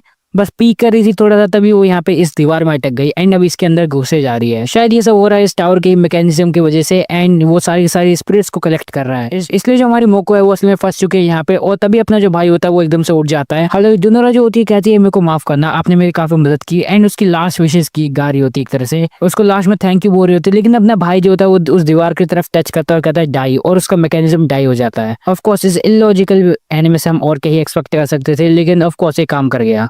मोको कहते हैं उसे नहीं पता क्या कि जो टावर से या कि स्पिरिट को क्यों खींच रहा है, लेकिन ये काफी ज्यादा कुछ सस्पिशियस बात तो है। लेसी के रिस्पॉन्स में अपना जो भाई होता है योगिरी वो कहता है देखो असल में अब यहाँ पे ऐसी बात है कि हमें यहाँ पे अब दूसरों को मारना पड़ेगा, तो देख लो डोनोरा अब हम होल्ड बैक नहीं कर सकते, हमको किलिंग करनी पड़ेगी। और डोनोरा कहती है हाँ ठीक है कर लो किलिंग, मेरे को पता है हमें यहाँ पे मारना ही पड़ेगा एक दूसरों को, और तुम्हारा बहुत बहुत शुक्रिया मेरे को अभी तक बचाने के लिए। एंड इस बात को सुनने के बाद अपना भाई भी ब्लश मारने लगता है। वही दूसरे वन में दिखाया जाता है आओई का सीन, जो की उसी वही ड्रैगन की घाटी के पास पहुंच जाती है एंड उसके सामने वो ठंडा ड्रैगन आ जाता है। अपने हाने का वो काफी डर रहा होता है उस ड्रैगन को देख के, लेकिन आओई कहते हैं यार मेरे ख्याल से ये जो ड्रैगन होते हैं ये बिल्कुल मच्छर वगैरह होते हैं, ये उड़ नहीं सकते।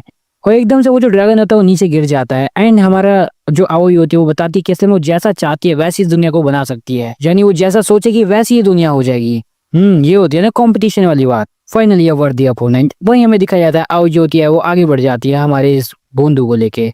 वैसे पर्सनली बताऊं तो भाई मेरे ख्याल से अगर हमें इन दोनों की बैटल देखने मिलती है तो कुछ ज्यादा ही मजेदार होगी। मतलब कि अपना भाई इस लड़की को पहले इसके सोचने से पहले ही मार देगा कि यार ये लड़की कुछ कर देगी, देखते क्या होता है। लेकिन वहीं दूसरे रूम में दिखाया जाता है अपना जो भाई होता है वो डोनोरा के साथ जा रहा होता है, वो भी हर एक चीज को उसके रास्ते में आए हुए तोड़ते हैं। और तब इस टावर का जो क्रिएचर होता है वो उनके सामने आ जाता है, कहते हैं नहीं तुम ऐसा नहीं कर सकते हो, तुम ऐसे तोड़ते हुए सबको नहीं जा सकते हो, ऐसे काफी ज्यादा दिक्कत होगी। इसी बात पर योगिरी जो होता है वो कहता है चलो ठीक है फिर हम दोनों को ऐसे करो कि बाहर छोड़ दो, बाकी हम यहाँ पे ऐसा कुछ नहीं करेंगे, फिर तोड़ा तोड़ी। लेकिन लगता है कि जो टावर क्रिएटर होता है वो यहाँ पे लोग को धमकाने आया होता है और इन दोनों को कहता है कि वही वो लड़ेगा इस चीज के लिए भले, लेकिन अपना भाई उसे वहीं पे मार देता है। जैसे वो दोनों उस दरवाजे के बाहर आते हैं वो देखते हैं कि वहाँ पे एक डिमन वाली लड़की लड़ रही एक अजीब सी लड़की से, और हमारा ओसाकी जो है वो आराम से थ्रोन में बैठा हुआ है। अपना भाई इन लोगों की फाइट के बीच में आना नहीं चाहता था, इसलिए अपना भाई सिंपली कहता है हमें यहाँ से जाने दो, तुम अपने यहाँ पे करते रहो।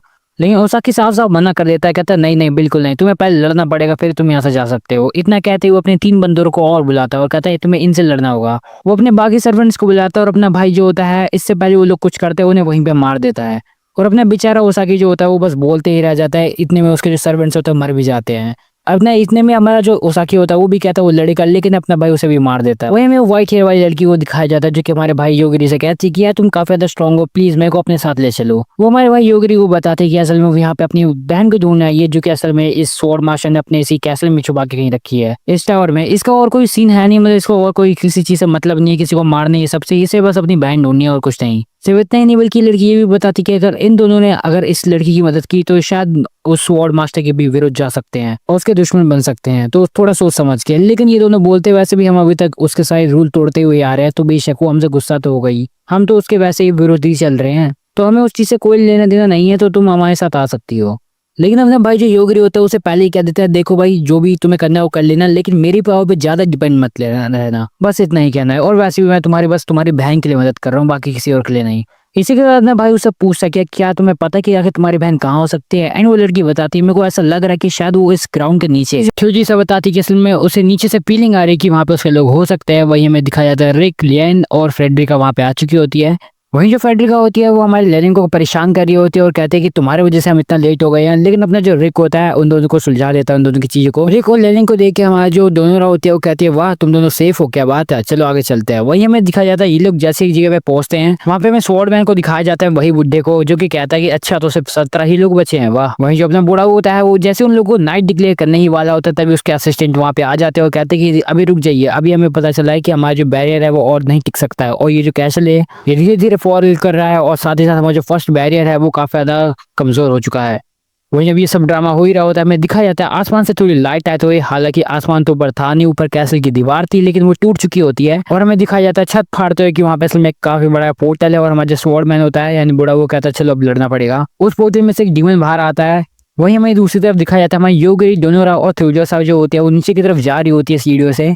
वहीं नीचे जाते टाइम जो हमारी डोनोरा की जो स्पिरिट होती है वो बाहर आती है और उसे बताते हैं कि असल में यहाँ बीच में एक बैरियर है, उसे काटना ही पड़ेगा। लेकिन हमारा योगरी जो भाई होता है वो ये सोच रहा होता है कि नहीं, शायद नीचे कुछ इंपॉर्टेंट चीज है एंड ऐसा नहीं करना चाहिए। नीचे थ्यूजोसा के कुछ दोस्त भी या फिर भाई बंधु भी हो सकते हैं, लेकिन इन दी एंड हमारे भाई को ये करना ही पड़ता है, उस बैरियर को काटना ही पड़ता है, क्योंकि वहां से आवाजें आने शुरू हो जाती है और हमारी योगरी को लगता है शायद जल्दी जल्दी जाना ही पड़ेगा। जैसे वो बैरियर काटता है हमें देखने को मिलता है कि उस बैरियर में से एक अलग ही चीज निकलती है बाहर, कुछ ब्लू लाइट समथिंग, एंड जो हमारी डोनोरा होती है वो इस चीज को महसूस करके काफी डर जाती है। मैं बता रहा हूँ शायद डोनोरा भी हमारे भाई पे सेट है। डोनोरा हमारे भाई योगरी को बताती कि उसे एकदम से कुछ ऐसा महसूस हुआ जैसे कोई ब्लेड डीमन से बिल्कुल पास से होके गया, या फिर यूं बोलूं कि उसके बिल्कुल शरीर से होते हुए गया। वही हमें दिखाया जाता है हमारी जो व्हाइट हेयर वाली लड़की होती है उसे एक दरवाजा मिलता है जिसके अंदर वो जाती है, और हमारा भाई जो होता है हमारे डोनोरा को वहीं बाहर मना कर देता है अंदर जाने से। एंड जैसे अंदर जाता है देखता है कुछ कंटेनर में कुछ लोग पड़े हुए हैं, एंड जैसे हमारा भाई योगरी उसे पूछता है कि क्या ये तुम्हारे लोग हैं, एंड हमारी वो व्हाइट हेयर वाली लड़की कहती है हाँ ये मेरे लोग हैं। बाय द वे जो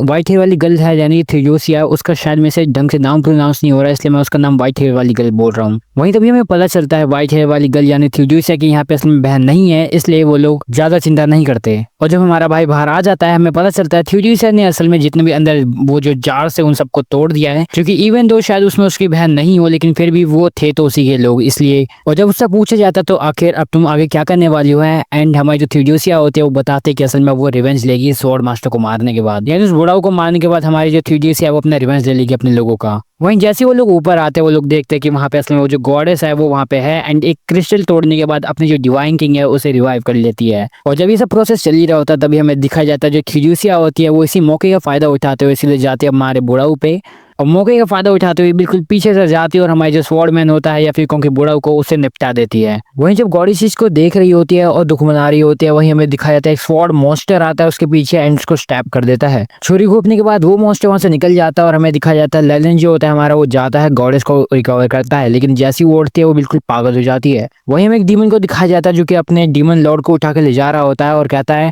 हमें हमारे मास्टर के लिए काफी सारी ह्यूमन सैक्रिफाइसेस चाहिए, तो जाओ मार दो उन्हें, चलो मार बाद में देंगे, पहले सभी को उठा के ले आओ। इसी के साथ सभी जो डीमंस होता है वो उन लोगों पे हमला करना शुरू कर देते हैं, लेकिन डिवाइन किंग जो होता है वेरिक को उसके दोस्तों को बचाता है। वहीं योगरी जो होता है वो अपनी डोनोरा और थ्यूजोसिया को बचाता है। अपने भाई सबको बचाने के लिए मेन डीमन को बोलता है मर जाए, एंड उसके साथ बाकी भी मर जाते हैं। कुछ भी वहीं तभी डोनोरा हमारे भाई से पूछते हैं क्या तुम्हें इस गॉडेस को ऐसे ही रहने दोगे, लेकिन अपना भाई कहता है मैं इस पे हमला नहीं करूंगा क्योंकि इससे मेरा क्या। वहीं तभी हमें दिखाया जाता है आओई नाम की वो जो लड़की होती है वहां पे पहुंच चुकी होती है अपने उस बजे हुए ढोल को लेके। जैसे वहां पे जाती है देखते है कि वहां पे इसमें लड़ाई चल रही है और डिवाइन किंग के सामने जो हमारा रिक होता है उसकी स्टैट्स दिखती है। वो हमारे लॉन्डे रिक को बताते हैं कि असल में वो स्वॉर्ड मास्टर बन चुका है और अपनी स्वॉर्ड से उस गॉडेस को खत्म कर सकता है। डिवाइन किंग कहता है मैं ज्यादा देर और नहीं रोक सकता इस बैरियर को, तो तुम जाओ और फटाफट उसे खत्म कर दो। और इसी के साथ जो हमारा रिक होता है वो ज्यादा देरी ना किए हुए सीधे चले जाता है, गॉडेस को मार देता है। वहीं दूसरी तरफ हमें दिखाया जाता है हमारी जो आओई होती है वो हमारे योगरी को पहचान जाती है कि समझ जाते भैया यही बंदा है वो। एंड जैसे वो ये चेक करते क्या कि हमारे योगरी भाई के स्टैट्स क्या है वो एकदम से देख के हैरान हो जाते हैं, डर जाते हैं अंदर ही अंदर कि ये बंदा तो भाई बिल्कुल शैतान से भी ज्यादा खतरनाक एबिलिटी को कंटेन कर रखता है, मतलब बिल्कुल बियॉन्ड द पावर जो इस दुनिया में है, बस फेट ही समझ लो इस दुनिया की। आओई की तो बस हालत खराब हो जाती है हमारे भाई की इस पावर्स को देख के। वही हमारे जो डोनोरा होते हैं वो हानाकावा को समझ जाते कि ये तो वही लौंडा है। अपना भाई योगरी आओई से पूछता है कि क्या वो ठीक है, एंड भाई आओई कहती है हाँ मैं तो ठीक हूँ, मैं बस यहाँ पे इस लौंडे को डिलीवर करने आई थी हानाकावा को, और कुछ नहीं, मैं तो बस ठीक हूँ, बस 2 दिन के आराम लूंगी वो ठीक हो जाऊंगी। तभी हमारा भाई कहता है हमें इसकी जरूरत नहीं है, और तभी जो हमारी आओई होती है वो जैसे तैसे करके हमारे हानाकावा को वहीं छोड़ के निकल जाती है, क्योंकि उसको कोई शौक नहीं होता हमारे भाई से मरने के लिए। वही हमें दूसरी तरफ दिखा जाता है बाद में जो हमारा रिक होता है वो थ्योजी से ऐसे पूछता है क्या कि उसने उस बुड्ढे को यानी स्वॉर्ड मास्टर को क्यों मारा, और ये भी बताता है कि अब वो न्यू स्वॉर्ड मास्टर बन चुका है। थ्योजी से बता दिया उसने ऐसा रिवेंज के लिए किया, और क्या अब रिक जो है वो पुराने मास्टर की तरह इविल तरह से काम करेगा। अपना भाई योगरी उन्हें कहता है जाओ सबसे पहले अंडरग्राउंड देख के आओ कि यहाँ पे क्या सीन चल रहा है, क्योंकि मैं तो अभी थ्योजी की मदद करने वाला हूँ। वहीं जो हमारा भाई रिक होता है वो सोचता है योगरी के पास कोई पावर नहीं है, वो पावरलेस है, लेकिन हमारी डिवाइन किंग बताता है कि यहाँ पे सबसे स्ट्रॉन्गेस्ट असल में है तो वो योगरी है, और वो डिवाइन किंग को भी हरा सकता है इजीली। वहीं इस चीज को सुनने के बाद ही हमारा रिक सोचता है ये क्या बंदा है भाई। और जैसी बात छिड़ती है कि आगे कहाँ जाना, तो हमारा भाई योगरी कहता है कि वो लोग तो कैपिटल जा रहे हैं, और तभी एक के बाद एक रीजन आते हैं जिसकी वजह से सब लोग कैपिटल ही जा रहे होते हैं। डिवाइन किंग को तो अपनी ब्लड लाइन देखनी होती है, सिसीलिया जो होती है वो भी जा रही होती है रॉयल कैपिटल, और जैसे वो अपनी बहन के बारे में बताती है दोनों को याद आ जाता है कि आखिर वो है कौन। लेकिन ये लोग जो होते हैं सब में साथ में नहीं जाते हैं, मतलब रिक बोलता तो कि चलो भाई साथ में चलते हैं, क्योंकि जब हम लोग एक ही जगह जा रहे हैं। और अपना भाई योगरी जो होता है उन्हें बोलता है कि नहीं वो बस डोनोरा के साथ ट्रैवल करता है और किसी के साथ नहीं। इसी के साथ जो रिक होता है उन्हें कुछ पेंडेंट देता है और कहता है कि अगर कोई दिक्कत होगी तो उसका इस्तेमाल कर लेना है, तुम्हें बचा लेंगे। और इसी के साथ सभी लोग एक दूसरे से विदाई ले लेते हैं, और हमें दिखा जाता है अगले सीन में जहाँ पे हमारी डोनोरा होती है हमारे भाई योगरी को सोते हुए देख रही होती है। तभी मोको आ जाते हैं जो कि हमारी डोनोरा के मन की बात कहते हुए कहती है अच्छा तो तुम्हें इसके साथ अपनी जिंदगी बितानी है। और मोको भी चाहते हैं योगरी जैसा बंदा उनकी ब्लड लाइन में आए। डोनोरा काफी ज्यादा शर्मा जाते हैं, लेकिन इन दी एंड कहते हैं कि शायद हमें पहले उससे पूछ लेना चाहिए, उसकी भी अपनी चॉइस है। वहीं हमें दिखा जाता है योगरी जो होता है एकदम से जैसे उठता है, डोनोरा अपने और मोको बीच में हुई जो बातें थी उन्हें प्राइवेट रखती है और हमारे भाई को बताती नहीं है। वहीं फाइनली ये लोग कैपिटल पहुंच जाते हैं, और जैसे बाहर होते हैं हमारे जो मोको होती है उन्हें बताते हैं कि उन लोगों को घेरा जा चुका है। वहीं उस आर्मी का जो लीडर होता है उन्हें कहता है कि बाहर आइए गाड़ी से, एंड हमें दिखाया जाता है कि हमारा भाई जो होता है सोच रहा होता है भैया अगर हम बाहर आ गए तो भैया आगे भिड़ेंगे तो हम भी भिड़ेंगे, और बाकी उम्मीद तो ये लोग हमें बाहर इसलिए नहीं बुला रहे ताकि हमें गिरफ्तार कर लें। जो दोनों बाहर जाते हैं वो कमांडर अपने आप को टॉक्स के नाम से इंट्रोड्यूस करता है और कहता है कि ये जो तुम्हारा ट्रक है ये तो इमोर्टल कोर को बिलोंग करता है। अपने भाई उन्हें बताता है ये गाड़ी जो असल में उन्हें मेयर से मिली है, लेकिन वो लोग बिल्कुल भी विश्वास नहीं कर रहे होते हैं। अपने योगरी ने ये भी बताता है कि असल में वो लोग सेज ऑफ सियोन के कैंडिडेट्स भी हैं। हाँ वो बात लगा कि वो ऐसे मजे में चले गए थे उस जगह में, लेकिन स्टिल जो हमारा टॉक्स होता है वो उनकी बात नहीं मानता है। हम जो टॉक्स होता है वो बिल्कुल मानने के लिए तैयार ही नहीं होता, भले हमारा भाई कुछ भी उसे बोले वो बंदा मानता ही नहीं है, बड़ा जिद्दी इंसान रहता है। इवन हमारा भाई जो भी बोल रहा होता है वो भी प्रूफ हो जाता है कि वो बिल्कुल सच बोल रहा है, लेकिन टॉक्स फिर भी हमारे भाई योगरी की बातें नहीं मानता है। एंड तभी हमारा जो भाई होता है उसे एक पेंडेंट दिखाता है जिसकी वजह से वो सारे के सारे अपने घुटनों पे आ जाते हैं। योगरी भी लाइक दिखा दी ना औकात। दोनों योगरी से पूछते क्या कि ये क्या चीज है, हमारा भाई योगरी उसे बताता है कि असल में ये उसे रिक ने दिया था, और इस पेंडेंट में जो हीरा जैसी चीज लगी है वो असल में रॉयल फैमिली को रिप्रेजेंट करती है, मतलब जिसके पास भी ये होता है यानी वो रॉयल फैमिली से रिलेटेड है। वहीं तभी हमें रॉयल फैमिली का एक छोटा बेटा आते हुए दिखाया जाता है डेविड, जो कि बताता है इस पेंडेंट के असल में 2 चीजें हैं, या तो तुम डिवाइन किंग के नाइट्स हो सकते हो या फिर रिक के कुछ खास दोस्त। वहीं जब हमारे टॉक्स होता है वो उस डेविड को रोकते हुए कहता है नहीं ऐसा रूड मत हो, एंड वो हमारे योगरी भाई से पूछता है क्या कि तुम्हारी स्वॉर्ड का है नाइट वाली, और जब योगरी होता है उसे बताता है कि नहीं उसके पास कोई स्वॉर्ड है ही नहीं। डेविड कहता है ये ऐसा कैसा कौन सा नाइट होता है भाई जिसके पास कोई स्वॉर्ड ही नहीं होती, मैं तो ना चाहता भैया। डेविड ने कहता है योगरी को कि तू अपने जो ये टाइटल है स्वॉर्ड मास्टर का इसको हटा ले। वैसी बातों में हमारा जो डेविड होता है उन्हें चैलेंज भी कर देता है एक फाइट के लिए। एंड जो हमारी डोनोरा होती है सब सुनने के बाद कहते हैं नहीं ये काम करते पीछे हट जाता है, लेकिन हमारी मोको जो होती है वो उसे कहती है एक काम करो तुम जाओ तुम एक बार लड़के तो देखो, लेकिन हमारी डोनोरा साफ मना कर देते, कहते नहीं उसका फैंटेसी लेवल ज्यादा होगा। मोको स्प्रिट कहते नहीं उसका इतना ज्यादा लेवल नहीं है फैंटेसी लेवल, तुम जाके लड़ सकते हो। योगरी कहते हैं कोई बात नहीं मैं हूं ना, मैं संभाल दूंगा सब, तुम जाओ तो एक बार लड़के देख लो, अगर सब कुछ ठीक है तो ठीक है, अगर बिगड़ा तो मैं देख लूंगा। इसी के साथ हमें दिखाया जाता है हमारी डोनोरा जो होते हैं वो लड़ने के लिए चले जाते हैं डेविड के साथ, वो एक नाइफ के साथ लड़ रही होती है डेविड के सामने जिसके पास असल में एक स्वॉर्ड है। इवन तो उसका जो स्वॉर्डमैन वाला स्टाइल होता है वो भी काफी ज्यादा अनऑर्थोडॉक्स होता है। वैसे तो वो अपनी फैमिली वाली टेक्निक का यूज कर रही होती है और अपनी जो नाइफ से जो है वो सामने वाले बंदे का ध्यान बटा रही होती है और अपने लेग को डेविड के सामने छुपा रही होती है ताकि अपोनेंट उसका मूव ना समझ पाए। और जैसे हमारी डोनोरा उसके सामने उस नाइफ को छोड़ती है, डेविड का सारा ध्यान उस नाइफ की तरफ जाता है और डोनोरा उसके पीछे आके उसे कड़क वाला जवाब देती है। बट मुझे यहाँ पे लगता है जस्टिस फॉर डेविड यार। इसी के साथ विनर होती है डोनोरा। वहीं जब योगरी जो होता है महल की दीवार को देख रहा होता है सब पता चलता है कि यहाँ पे असल में मंत्र फूके गए हैं। एंड वहीं जो डेविड होता है उसे बताता है कि असल में यहाँ पे एक विजार्ड था, उसने दीवारों में ऐसे मंत्र फूके थे। डेविड काफी ज्यादा शौक होता है ये जानकर कि योगरी असल में जानता है उस विजार्ड को, और तभी हमारी जो डोनोरा होती है उससे पूछते है डेविड से कि आखिर वो हमारे साथ क्या कर रहा है, और डेविड उन्हें बताता है कि असल में वो यहाँ पे उनका गाइड बन रहा है। जब ये लोग उस कैपिटल सिटी को घूम ही रहे होते हैं तभी उन्हें डेविड उन्हें बताता है कि असल में जितने भी तुम्हें यहाँ पे वॉरियर जैसे लोग दिख रहे हैं ना, ये असल में यहाँ पे डार्क लॉर्ड को चैलेंज करने आए हैं, जो कि अंडरवर्ल्ड का राजा है। डोनोरा इस चीज को सुनने के बाद काफी ज्यादा हैरान हो जाती है और कहती है क्या सच में अंडरवर्ल्ड यहाँ पे एग्जिस्ट करता है। पर तभी हमारा जो योगरी भाई होता है वो हमारे डेविड को बोलता है चलो तुम यहाँ से निकलो, अब हमें अपना काम है। हमारी डोनोरा जोगरी से बोलती है तुमने कुछ ज्यादा एटीट्यूड में बोल दिया। पर तभी जोगरी जो होता है डोनोरा को बताता है कि चलो भाई अब वक्त आ चुका कि अब हम अपने क्लासमेट से मिले। लेकिन अभी इन दोनों को सबसे पहले तो ये सोचना होता है कि आखिर ये लोग क्या बहाना देने वाले हैं, क्या उन्होंने बस को कैसे एस्केप किया और क्या डोनोरा उन्हें माफ करेगी। वहीं तभी सीन शिफ्ट होता है, हमें दिखाया जाता है योगरी और डोनोरा पहुंच जाते हैं किंग से मिलने के लिए। हालांकि लोग काफी सारे शौक होते हैं क्योंकि यहाँ पे काफी सारे लोग आए होते हैं। वहीं जैसे किंग वहाँ पे आता है, हमारा जो शिनिया नाम के कैंडिडेट होता है, सेज कैंडिडेट, वो हमारे किंग को चैलेंज करता है। डोनोरा कहते हैं क्या लोग इतने भी ज्यादा पागल होते हैं। एंड हमारा भाई उसे बताता है इस समय पहली बार नहीं है। वो किंग जो होता है शिनिया की उंगलियां काट के उसके हाथों में दे देता है और कहता है जा अब बन जा सेज जा। सरप्राइजिंग वाली बात तो ये थी जैसे में हमारा जो शिनिया था उसकी उंगलियां भी वापस नहीं आ रही थी एंड वो रिकवर नहीं हो पा रहा था। किंग उन्हें बताता है कि ऐसे में तुम लोग तो भाई एक सेज कैंडिडेट होने के लायक भी नहीं हो क्योंकि तुमने तो क्राइटेरिया पूरा नहीं किया। सबसे पहले तुम लोग जाओ दुनिया भर घूमो, डार्क लॉर्ड को कॉन्कर करो, उसके बाद मेरे पास आना, तभी तुम एक सेज बन पाओगे। किंग कहता है सबसे पहले जाओ एक सेज की रिक्वायरमेंट जो होती है उन्हें पूरी करके आओ फिर यहाँ पे आना। और किंग ने असल में इन लोगों के लिए एक बेस भी बना रखा है जहाँ पे लोग चाहे तो रह सकते हैं। वहीं बात रही शिनिया और उसकी उंगली की, तो हमारा जो किंग होता है वो बोलता है कि एक काम करो तुम मेरे जैसी ओरे से बाहर जाओगे, यानी थोड़े से डिस्टेंस के पार जैसे तुम जाओगे तो तुम्हारी उंगलियां वापस आ जाएगी। अपना किंग वहां से निकल जाता है। योगरी जो होता है वो अपना सोचने लगता है कि आखिर अब क्या करना है। तभी जो क्लास होती है पूरी वो देखने लगती है हमारी डोनोरा को और कहती है कि तो अभी भी जिंदा है। डोनोरा कहते हैं अरे इसको भी तो देखो, योगरी भी तो यहीं पे है। लेकिन वो जो लोग होते हैं वो बिल्कुल भी कुछ होते हैं जो खुश होते हैं एंड कुछ होते हैं जो बिल्कुल भी खुश नहीं होते डोनोरा के जिंदा होने से। बाद में उन दोनों को शियोजाकी नाम का एक बंदा मिलता है जो कि कहता है मैंने डोनोरा को उस बस में छोड़ के बिल्कुल सही किया था। डोनोरा इस चीज को सुनने के बाद काफी ज्यादा इरिटेट हो चुकी होती है और आगे बात नहीं करना चाहती होती है। डोनोरा उससे पूछती है कि क्या हमारा यहाँ पे रहना तुम्हें अच्छा नहीं लगता। और जैसे ही हमारी शियोजाकी उसका आंसर देने ही वाला होता है तभी सोरा नाम की वहाँ पे लड़की आती है और कहती है देखो हमारे पास वैसे ही काफी कम एलाइज है तो हमें इनके साथ थोड़ा मिलजुल के रहना चाहिए। अपना योगरी जो भाई होता है उस लड़की को बिल्कुल भी नहीं पहचानता और कहता आखिर ये कौन है भाई। और डोनोरा उसे बता दी कि असल में एंटरटेनमेंट इंडस्ट्री में एक काफी ज्यादा पॉपुलर आइडल है। वहीं तभी शियोजाकी जो होता है वो कहता है सोरा को कि वो इन दोनों पे ट्रस्ट नहीं कर सकता है और सोरा कहती है हाँ ठीक है मैं तुम्हारी बात समझती हूँ। वहीं तभी हमें दिखाया जाता है अपना भाई योगरी जो होता है वो जाता है डोम में और वहाँ पे उसे यूगो नाम का एक बंदा मिलता है। यूगो और हमारे जो युकीमासा होता है वो एक दूसरे को इंट्रोड्यूस करते हैं और बताते हैं सच्ची में तुम्हें हमारे बारे में नहीं पता, हम क्लास के लूजर्स है यार। और वो कहते हैं वैसे भी तुम्हारे पास भी कुछ अच्छी पावर है नहीं, तुम भी बस मच्छर मार सकते हो और कुछ नहीं। इसी बात पे योगरी जो होता है उनसे पूछता कि अच्छा ठीक है फिर कोई बात नहीं मेरा छोड़ो, तुम अपना बताओ तुम्हारे पास क्या पावर्स है। यूजू को बताता है कि उसके पास कुकिंग क्लास की पावर है और हमारे जाकीमासा के पास रीडिंग की। वहीं तभी हमें दिखाया जाता है फ्यूकाई नाम का एक बंदा जो होता है वो उस कमरे में आता है। वहीं तभी वो जो बंदा होता है अपने आप को इंट्रोड्यूस करता है और कहता है कि असल में वो है डेथ गॉड।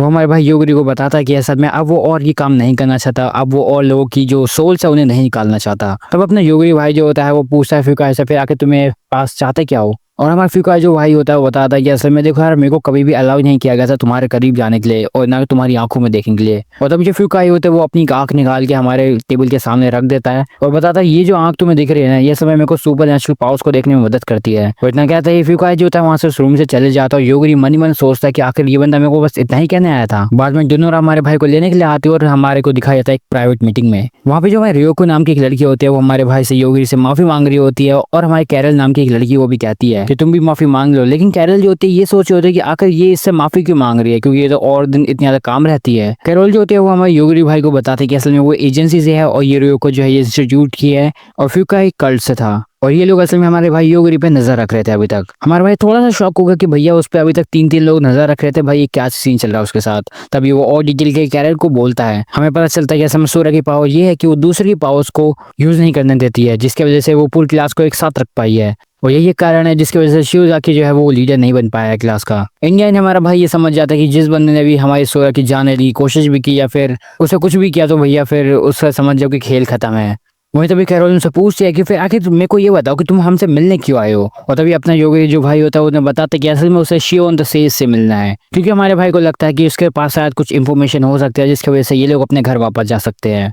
रियोको बताते हैं कि शायद हमारे लिए एक ही ऑप्शन था उस टाइम, वो है कि सेज बन जाना बस, और शायद तभी ये लोग घर जा सकते हैं। लेकिन तभी अपना भाई कहता है कि हमें अचीवमेंट्स पे काम करना पड़ेगा, ये सब चीजों पे नहीं। और कारल और रियोको जो होती है वो कहते हैं कि अब से हम तुम्हारे साइड हैं। वहीं तभी हमें सीन शिफ्ट हुआ दिखाया जाता है जहाँ पे अंडरग्राउंड में ये लोग जा रहे होते हैं। डेविड इन लोगों को गाइड कर रहा होता है। यहाँ पे कुछ ही लोग होते हैं जो जा रहे होते हैं और तभी हारुतो नाम का जो बंदा होता है डेविड से बोलता है कि आखिर तुम हमारे साथ क्यों आ रहे हो। डेविड कहता है यार मैं छोटे मोटे जो लेवल के डीमंस होंगे उन सबको सप्रेस कर सकता हूँ। और हारुतो ये भी पूछता है कि क्या तुम हमारी पावर को सील्स कर सकते हो। एंड हमारा डेविड कहता है हाँ।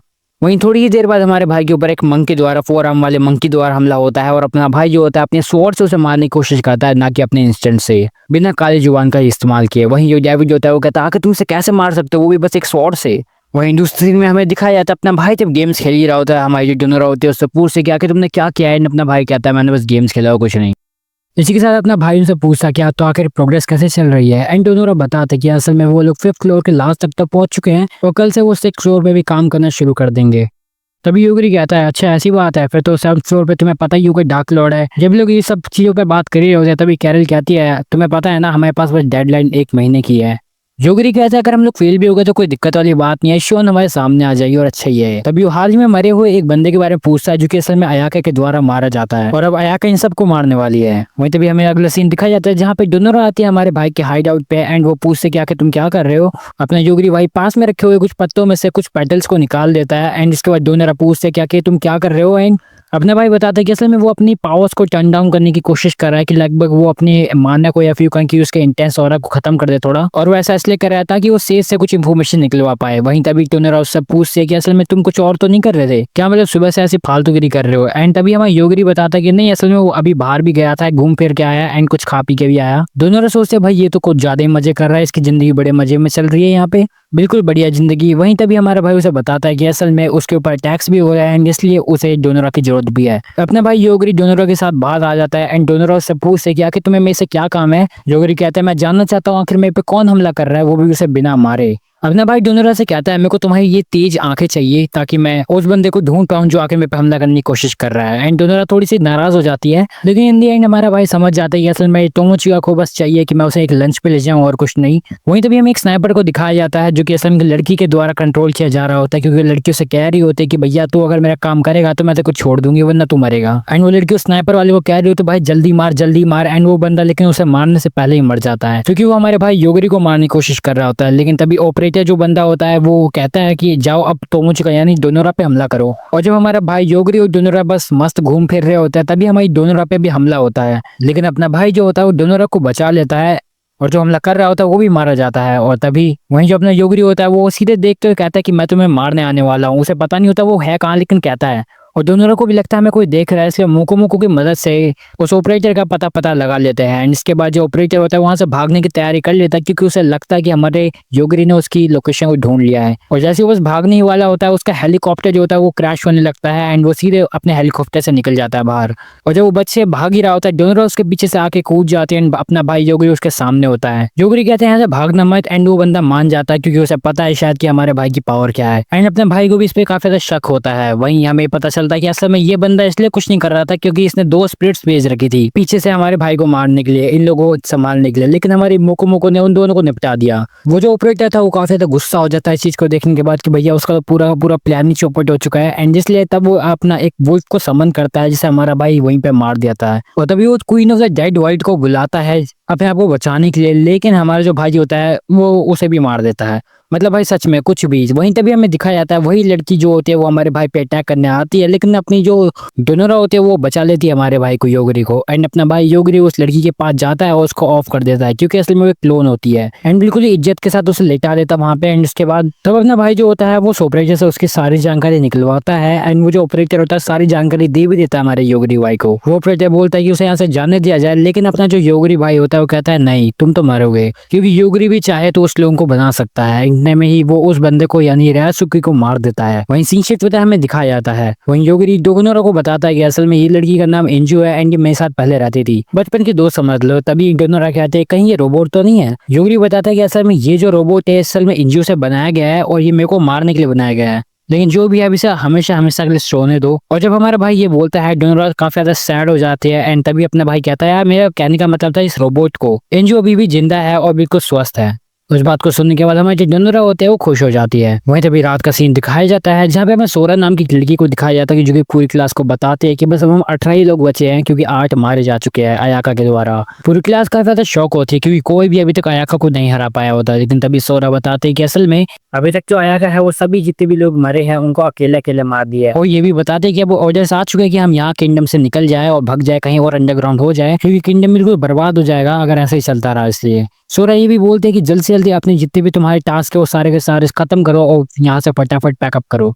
वहीं अगले दिन हमें डेविड को दिखाया जाता है योगरी और डोनोरा को ले जाते हुए 6th फ्लोर में, क्योंकि असल में वो यहाँ पे इनके साथ इसलिए आया क्योंकि वो भी देखना चाहता है 6th फ्लोर को।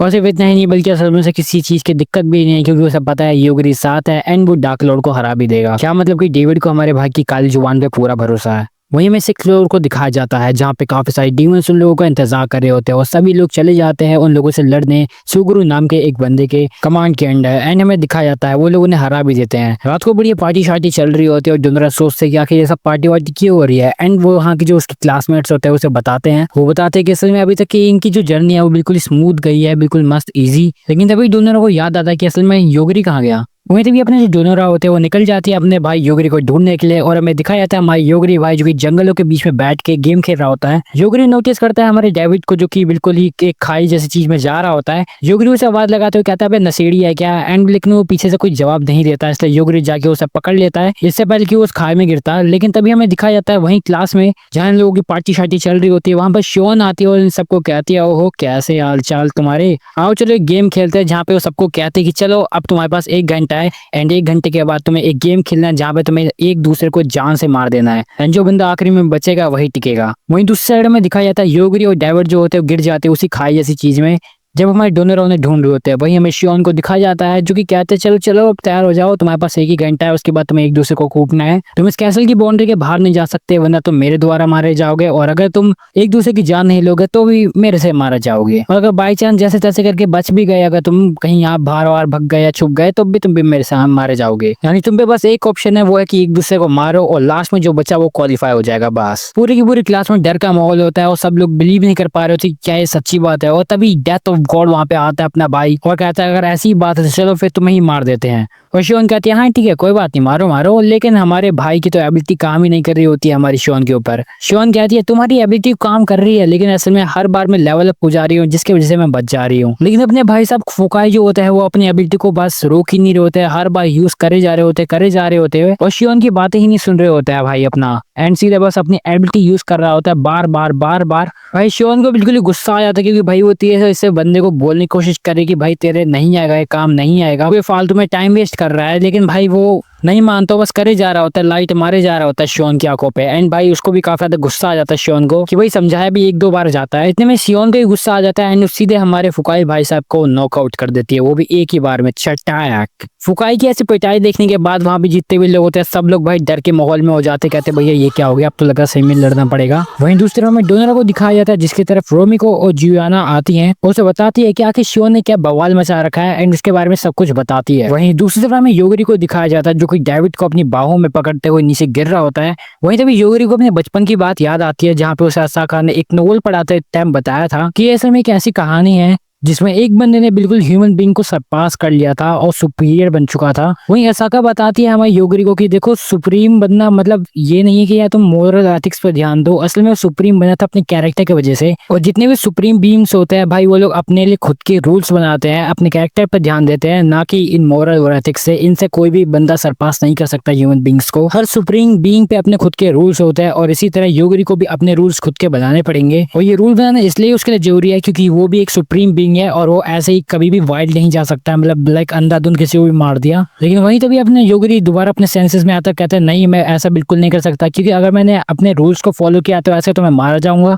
और मैं तब तक तो नहीं मर सकता जब तक मैं हमारी डोनोरा को उसके घर तक ना पहुंचा दूं, मतलब कि रियल वर्ल्ड में। एंड इसलिए तभी जो हमारा योगरी होता है वो अपनी पावर का इस्तेमाल करता है और उन लोगों की स्पीड को कम कर देता है।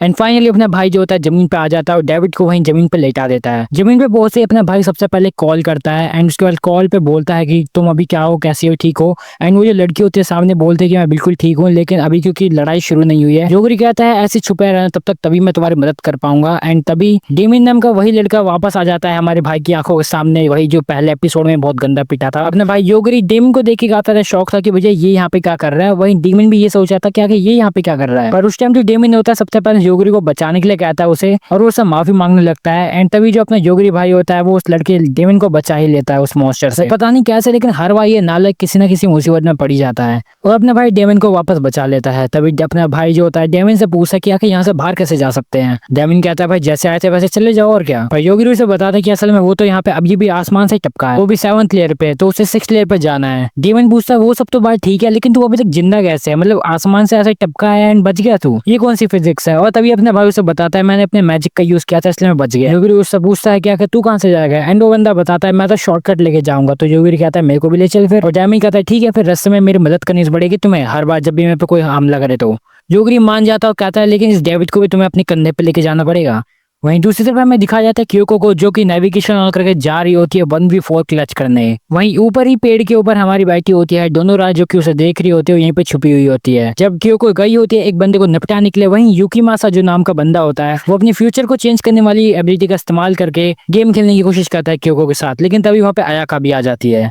वहीं दूसरी तरफ हमें मोको मोको को दिखाया जाता है जो कि बताती है डोनोरा को कि अभी हमारी जो योगिरी है वो 7th लेयर में है डेविड के साथ और उसे अभी आने में थोड़ा टाइम लगेगा, इसलिए सबसे बेस्ट रहेगा कि वो यहीं पे छुपे रहें। डोनोरा भी यही सोच रही होती है क्योंकि उसके शरीर में कोई भी चिप नहीं लगी है जिसकी वजह से उसको कोई डिटेक्ट नहीं कर सकते कि आखिर वो है कहाँ पे, इसलिए यहीं रहने की सोचती है। वहीं जो डैमिन होता है वो लेके आ चुका होता है डेविड और योगिरी को एक एलिवेटर की तरफ और कहता है कि यार अब तुम्हें जहाँ जाना वहां चले जाओ इससे और मेरा दिमाग का दही मत करना अब। और लेकिन अपना योगिरी भाई कहता है नहीं नहीं बेटा तू भी हमारे साथ ही जा रहा है, नहीं जाएगा तो तेरे को पता है क्या होना है। एंड वहीं हमें दूसरी तरफ दिखाया जाता है युकीमासा को जो कि जैसे ही एलिवेटर का दरवाजा खोलने की कोशिश करता है वो खुलता नहीं है, लेकिन थोड़ी देर में वो अपने आप खुलना शुरू हो जाता है जैसे कोई ऊपर आ रहा हो। युकीमासा को पता चल जाता है पहले कि आखिर ऊपर कौन आने वाला है उसकी एबिलिटी के कारण। युकीमासा के नोटबुक में लिखा आता है कि योगिरी, डैमिन, डेविड जो है वो तीनों के तीनों ऊपर आ रहे हैं। युकीमासा कोशिश करता है कि इन तीनों को मार दे, वो तीनों की किस्मत को बदलने की कोशिश करता है अपनी फ्यूचर डायरी से, लेकिन कुछ भी काम नहीं करता, बल्कि डायरी में उसका फ्यूचर लिखा हुआ आ रहा था कि वो मरने वाला है मरने वाला है। युकीमासा काफी ज्यादा गुस्सा हो जाता है और गुस्से में उस पेज को ही फाड़ देता है और दोबारा कोशिश करता है, लेकिन फिर भी रिजल्ट वही रहता है, वो मरने वाला है और ऊपर आके योगिरी उसे मार देता है। डेविन कहता है भाई तू इतना खतरनाक इंसान है क्या, मतलब अपने दोस्त को ही बिना सोचे मार दिया। योगिरी डेविन को बताता है कि असल में वो हमें मारने की सोच रहा था इसलिए मैंने उसे मार दिया। वहीं तभी योगिरी कॉल करता है मोको मोको को, उससे कांटेक्ट करने की कोशिश करता है हमारी डोनोरा से, लेकिन वो कांटेक्ट नहीं कर पाता है और उसे एक नोटिफिकेशन आती है कि असल में अब जो डेमिन है और हमारी योगिरी है वो दोनों के दोनों इस कैंडिडेट में आ चुके हैं एंड वो लोग भी अब सियोन के इस कॉम्पिटिशन में हिस्सा है और इसकी वजह से अब डेमिन भी यहाँ से जा नहीं सकता है।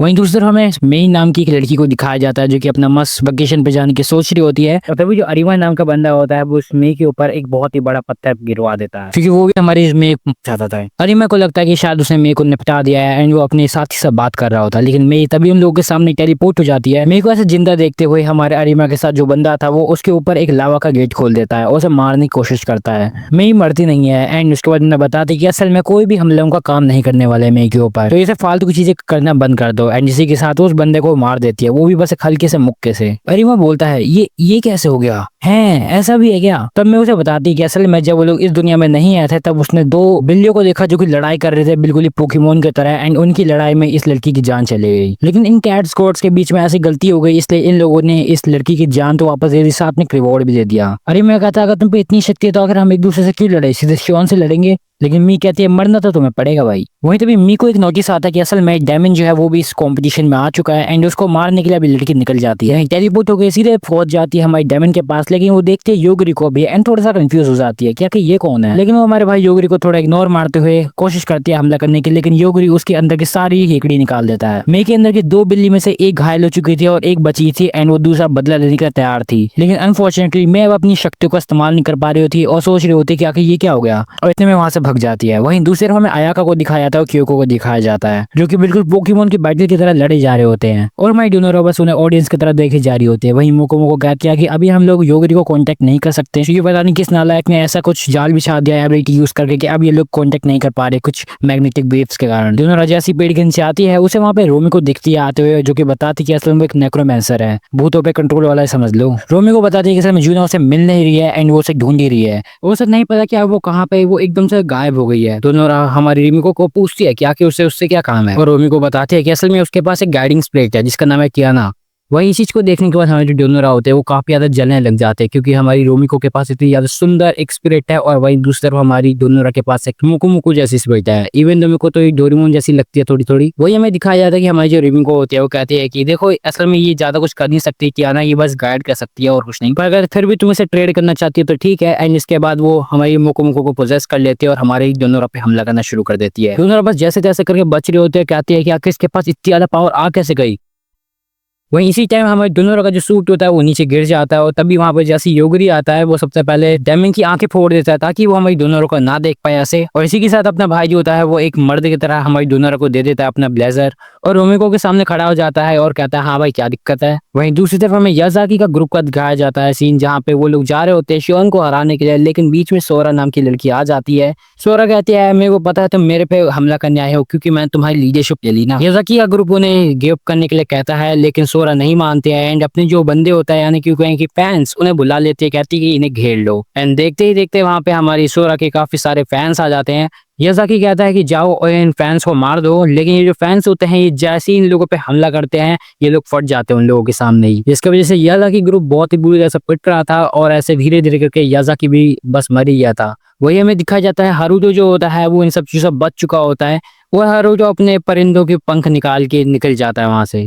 वहीं दूसरी ओर में रूमिको को दिखाया जाता है जिसमें असल में जो भाई मोको है वो डर रही है काफी ज्यादा हमारी योगरी से लड़ने के लिए, भले वो एक नेक्रोमेंसर है।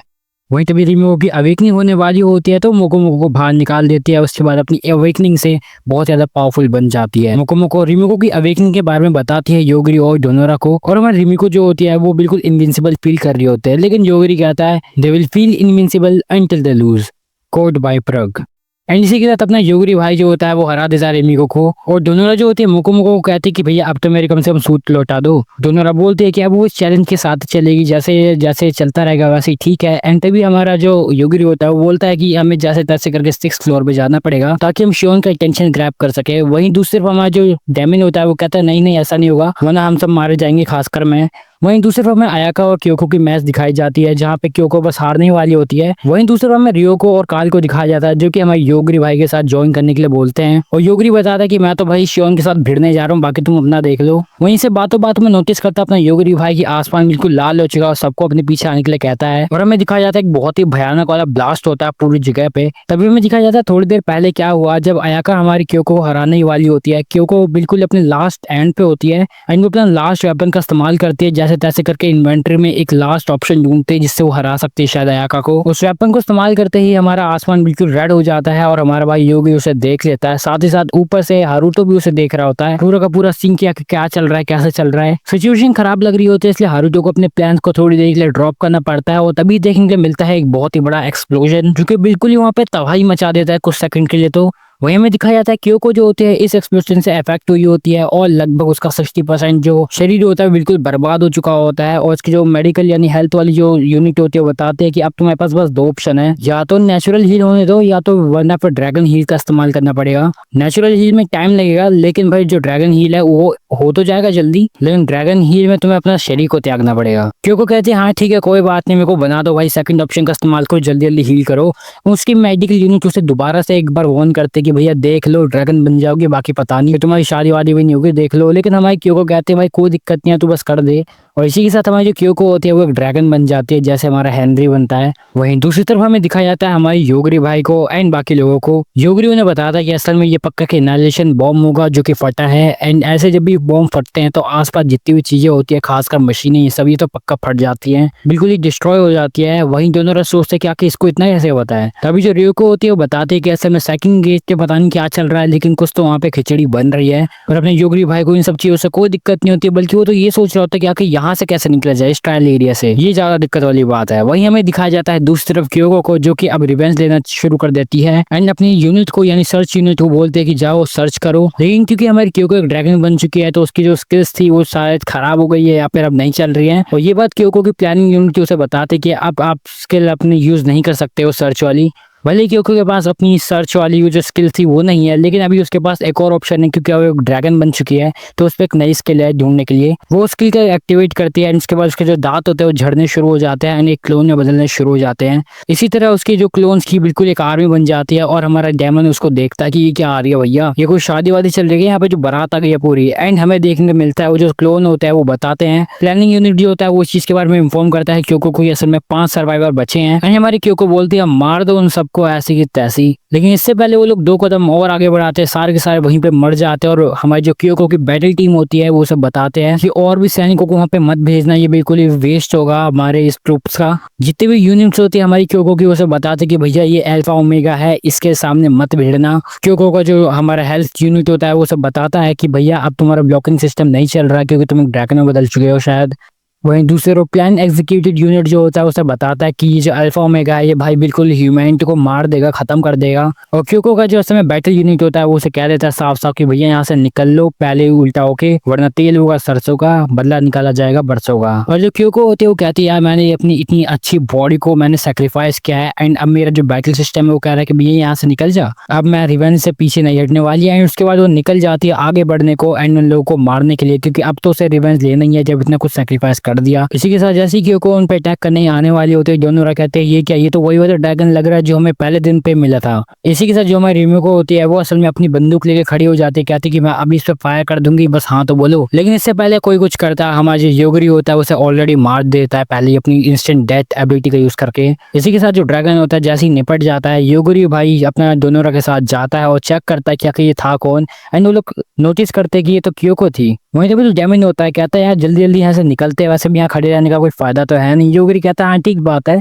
डेमिन कहता है यहाँ तो पता नहीं अब क्या ही हो चुका है कि अब तो शियोन भी इस चीज को देख के काफी ज्यादा कंफ्यूज हो चुकी होगी कि आखिर ये क्या हो रखा है। लेकिन तभी पीछे से शियोन आ जाते हैं और कहते हैं नहीं मेरे को तो कोई दिक्कत नहीं है, मेरे को तो सब पता है यहाँ पे क्या हो रहा है। वहीं अपना भाई देखता है शियोन को, समझ जाता है ये वही मेज है एंड हमारे शियोन समझ जाते कि वही बंदा जो उनको कहता है कि मैं तुम्हें मार दूंगा। वहीं हमें दिखाया जाता है अपना योगरी भाई होता है एंकल मोड़ देता है हमारी शियोन का और उसके बाद शियोन के पास जाके बोलता है कि हाँ भाई अब मेरे को कुछ सवालों के जवाब चाहिए, तुम्हें जल्दी जल्दी बताने पड़ेंगे। शियोन मानते नहीं, अपनी पावर से इस्तेमाल करती है। योगरी उन्हें नलीफाई कर देता है। योगरी कहता है देखो मैं अपने आप को होल्ड बैक करने की कोशिश कर रहा हूँ, वरना गलती से तुम मर गई तो मेरे को मत कहना। लेकिन शियोन फिर भी नहीं मानती है। शियोन फिर से कोशिश करती है हमारे भाई को मारने की, बल्कि योगरी बोलता भी है कि उसे बस बात करनी है और कुछ नहीं करना है। लेकिन हमारी जो शियोन होती है फिर भी नहीं मानती है एंड उसे मारने की फिर से कोशिश करती है और हमारा भाई उसके और भी शरीर के पार्ट्स को डिसेबल कर देता है। इतने में शियोन वहां से चली जाती है टेलीपोर्ट हो गए और हमारा डेमिन कहता है आखिर तुमने उसे जाने क्यों दिया, अब वो हमें बाद में जाके मार देगी। लेकिन अपना भाई योगरी कहता है नहीं चिंता करने वाली कोई बात नहीं है, सब कुछ ठीक है, सब कुछ मेरे कंट्रोल में है। वहीं हमें शियोन को उसके घर में दिखाया जाता है जहाँ पे शियोन जो होती है अपने बार बार हाथ को काट रही होती है, उसके बाद नया जनरेट कर रही होती है, लेकिन सारे उसके भले न्यू हाथ हो या पुराना वो हमेशा डिसेबल ही आ रहा होता है। अपने भाई योगरी ने पता नहीं कौन सा कालो जादू किया होता है शियोन पे कि अब शियोन अपने आप को ढंग से रीजनरेट नहीं कर पा रही है और डिफेक्टिव पीस बन चुकी है। वहीं जो योची होता है उसका भी एंकल मुड़ जाता है और शियोन पे जो जादू का इस्तेमाल हुआ था वो सारा योची पे भी हो रहा होता है। इसी के साथ शियोन जो होती है वापस आती है हमारी योगरी भाई के सामने। योगरी उसे कहता है देखो बस मेरे को तुमसे बात करनी है और कुछ नहीं।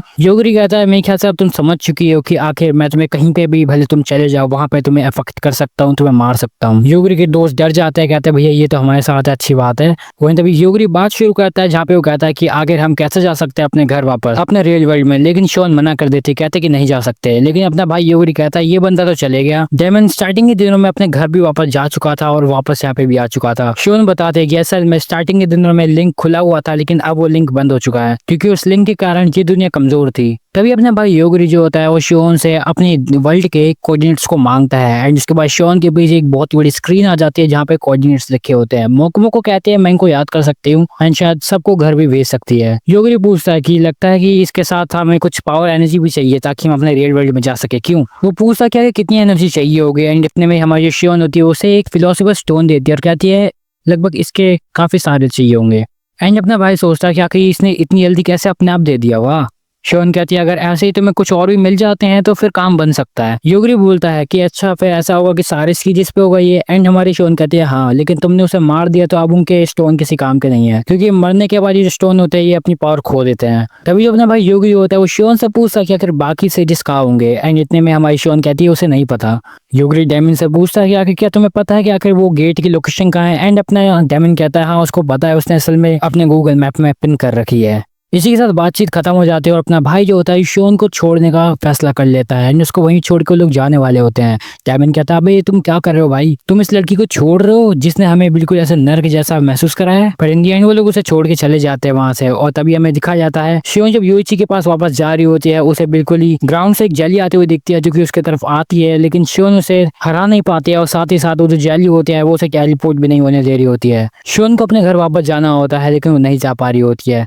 तभी ग्राउंड से माना नाम की एक लड़की दिखाई देती है हमें, जो कि कहती है मेरा इम्यून सिस्टम बता था कि कोई तो पावरफुल है, लेकिन ये तो शियोन है, बिल्कुल एक सेज इस पे मजाक तू है इसके सेज होने पे। एंड इतने में हमारी जो शियोन होती है वहां से जाने की कोशिश करती है और सोचती है कि कहीं ये डार्क लॉर्ड तो नहीं है, लेकिन इतने में वहां जैसी जाने की कोशिश करती है वो नहीं जा पाती है और सोचती है कि कहीं उसकी पावर्स जो है वो खत्म तो नहीं हो गई है, वो आकर अपनी पावर्स को यूज क्यों नहीं कर पा रही है। इतने में वो उस माना की जैली में गिर जाती है एंड वो लड़की जो होती है माना, इसी के साथ जो माना होते हैं वो हमारी शियोन के साथ अब खेलना शुरू कर देती है, क्योंकि जैसे ही हमारी शियोन उसके जली जैसी चीज में गिरती है वो जो चीज होती है वो हमारी शियोन को डिवोर करना शुरू कर देती है। शियोन समझ जाते हैं कि अब वो अपनी पावर्स को खो चुकी है एंड अब वो उन्हें यूज नहीं कर सकती है। इतनी में जो हमारी माना होती है उसे बताते हैं कि अब वो शियोन को यूज करेगी अपने भाई को नरिश करने के लिए। तब ये शियोन होती है वो माना को योगरी के बारे में बताती है और कहती है कि देखना वो एक दिन आएगा एंड तुम्हें मार देगा। वहीं दूसरी तरफ हमें दिखाया जाता है कैपिटल सिटी का सीन, जहाँ पे 2 बड़े रोबोट्स कैपिटल सिटी में आते हैं डिस्ट्रक्शन फैलाने के लिए, लेकिन उनमें से एक जो होता है एक रोबोट से लड़ने में उलझ जाता है एंड वहीं जो दूसरा होता है वो कैपिटल सिटी को बर्बाद करने में लग जाता है। इतने में जमीन से फिर से जैली निकलती है एंड उसके बाद वहाँ पूरे के पूरे कैपिटल सिटी में फैल जाती है। रिक इस चीज को देखता है और कैपिटल सिटी में जितने भी सोल्जर्स थे उन सबको बचाने के लिए चले जाता है और स्वॉर्ड घुमा के उस जैली से बचा लेता है सोल्जर्स को। वो सोल्जर्स कहते हैं बेशक तुम एक स्वॉर्ड मास्टर बनने के लायक हो, पर रिक को लगता है अभी भी कि नहीं, भले वो शायद इतनी कोशिश कर रहा हो लेकिन फिर भी इतना इम्पैक्ट नहीं डाल पा रहा है एंड अभी इसको और भी मेहनत करनी पड़ेगी। वही हमें दिखाया जाता है और जल्दी आने लगती है और पूरे कैपिटल सिटी में फैल चुकी होती है। रिच सोचता है कि लगता है सेज के जो कैंडिडेट्स थे उन्होंने डार्क लॉर्ड की सील को तोड़ दिया है। वहीं तभी हमें हिलोरिस नाम के एक बंदे को दिखाया जाता है जो कि काफी ज्यादा खुश होता है कि अब ये जो माना है अभी अर्थ पे आ चुका है, क्योंकि पहले अंडरवर्ल्ड में था लेकिन अब ये आ चुका है अर्थ पे एंड ये काफी ज्यादा खुश होता है बंदा। वहीं पीछे देखता है कि यहाँ पे डेविड और डेमिन सब लोग आ चुके हैं एंड आते ही सबसे पहले योगरी अपना भाई जो होता है हिलोरिस को मार देता है। हमारा डेमिन से पूछा कि आखिर तुमने ऐसा क्यों किया। योगरी कहता है उसे लगा उसे मार देना चाहिए इसलिए उसने मार दिया। योगरी पूछा कि आखिर वो लोग इस टाइम पे है कहाँ पे। डेविन बताता है वो लोग अभी उस सीट पे है जहाँ पे डेविन किंग रहता है। वहीं बाहर जाके कार्ल नोटिस करता है कि असल में जो जेली है वो और भी बाहर जा रही है, ओवरफ्लो हो रही है। इतने में जो डेमिन होता है उसे याद आ जाता है उसके कांड जो कि उसने किए होते हैं अंडर वर्ल्ड में एंड वो उनसे माफी मांगने लगता है, क्योंकि असल में वो उन्हें बताता है कि वही वो बंदा है जिसने असल में इस डार्क लॉर्ड की जो सील है उसे खोला था, जिसकी वजह से आज जो ये माना है ये धरती पे है। और तभी योगरी कहता है अच्छा तो बेटे ये सीन था तेरा, तभी तू आना चाहता था वहां, सब जल्दी जल्दी बाहर निकलना चाहता था ट्रायल वाली जगह से। इसी के साथ जैसे ये लोग सोचना शुरू करते हैं कि आखिर जैली को पार करके जाएंगे कैसे, तभी वो जो जैली होती है वो एक फॉर्म लेती है माना का एंड तभी जो माना होती है वो डेमिन को देखते हुए कहते हैं अच्छा तुम तो डेमिन हो, चलो मेरे को बताओ कि आखिर योगरी कहाँ है, क्योंकि मेरे को उसे मारना है। और इस बात को सुनने के बाद योगरी हमारे डेमिन की तरफ देखते हुए कहता अच्छा ऐसी बात है। लेकिन तब जो हमारी माना होती है उसे पता चल जाता है कि आखिर योगरी तो यही है जो सामने लड़का है एंड उसके बाद वो अपने भाई का बदला लेने के लिए योगरी को मारने की कोशिश करते हैं, लेकिन योगरी उसे मार देता है उतने में। इसी के साथ हमारे डेमिन की जान बच जाती है एंड वो काफी ज्यादा खुश हो जाता है। लेकिन अब पूरे कैपिटल सिटी में जली हो रखा होता है। इतने में जो अपना डेविड होता है वो उठ जाता है, उन लोगों को बताता है कि भैया ऊपर चलो, ऊपर मेरे पास एक राफ्ट है। वहीं लेकिन पता चलता है कि वहाँ पे बस 5 बंदे जा सकते हैं, इसलिए योगरी कहता है डायमंड माफ करना दोस्त। लेकिन मोको कहते हैं नहीं कोई बात नहीं, इन लोगों को जान दो, मेरे पास कुछ और तरीका है। जैसे वो लोग 4 लोग निकल जाते हैं वहां से, हमारी जो डोनोरा होती है उस पर एक नया सूट आ जाता है एंड हमारी मोको कहते हैं देखो मेरा नया सूट है, ये तुम्हारे काफी काम आएगा, इससे तुम उड़ सकती हो। लेकिन अपना योगरी कहता है आखिर मैं कैसे उड़ू, मेरे पास थोड़ी है ये। मोको कहते हैं अरे दिक्कत क्या है, पकड़ लो उस लड़की को और क्या। और इसी के साथ हमारी जो डोनोरा होती है वो लगा देती है छलांग एंड इसके बाद ये लोग उड़ना शुरू कर देते हैं। इसी के साथ जैसे तैसे करके ये लोग अपना पहुंच जाते हैं जगह पे एंड इसके बाद ये लोग सोचते हैं कि आखिर अब आगे क्या करना है। इतने में डोनोरा कहती है यार हम काफी कुछ कर चुके हैं, इसके बाद अब हमें शायद एक रेस्ट लेना चाहिए। और कार्ल और हमारी जो रियोको होती है वो कहते हैं कि वो लोग उनके साथ ही जाएंगे। डेविड कहते हैं कोई बात नहीं, मैं तुम लोगों के लिए आसपास में किसी दूसरे सिटी में तुम्हारे लिए अरेंजमेंट करवा दूंगा, भिजवा दूंगा तुम्हें वहीं पे। एंड अपना जो भाई होता है वो कहता है वो सब तो ठीक है, लेकिन मैं तुम्हें लोगों को पहले ही बता दूं, मैं बस इतनी एनर्जी कलेक्ट करने वाला हूँ जिससे मैं और डोनोरा यहाँ से जा पाए और बाकी सबका जिम्मा मैं नहीं उठाऊंगा। कार्ल और रियोको कहता है नहीं कोई बात नहीं, हम ठीक है, अपने को कोई दिक्कत नहीं है। इतने में योगी को आ जाती है थकान एंड उसके बाद डोनोरा से बोलता है कि मेरे को एक पिगी बैग राइड दे दो, पीठ पे उठा के ले जाओ। लेकिन अपनी डोनोरा मना कर देती है, लेकिन कार्ल उसे ऑफर करती है कि आ जाओ कोई बात नहीं, मैं तुम्हें ले जाऊंगी। जब ये सब बातें चली रही होती है तभी वहाँ पे एक घोड़ा गाड़ी आता है जिसमें से एक रेस्ली नाम की एक लड़की निकलती है और हमारी योगरी को कहते हैं कि प्लीज मेरे से शादी कर लो। लेकिन अपना भाई उस लड़की का ऑफर को ठुकरा देता है, कहता है भैया मेरे को जेल में नहीं रहना। क्या मतलब बच गया, वरना मैं पुलिस को कॉल कर देता। इसी के साथ वहाँ पे थियोसिया और साथ ही उसकी जो बहन थी वो भी आ जाती है और इसलिए वो हमारे भाई को फिलोसोफर स्टोन भी देती है।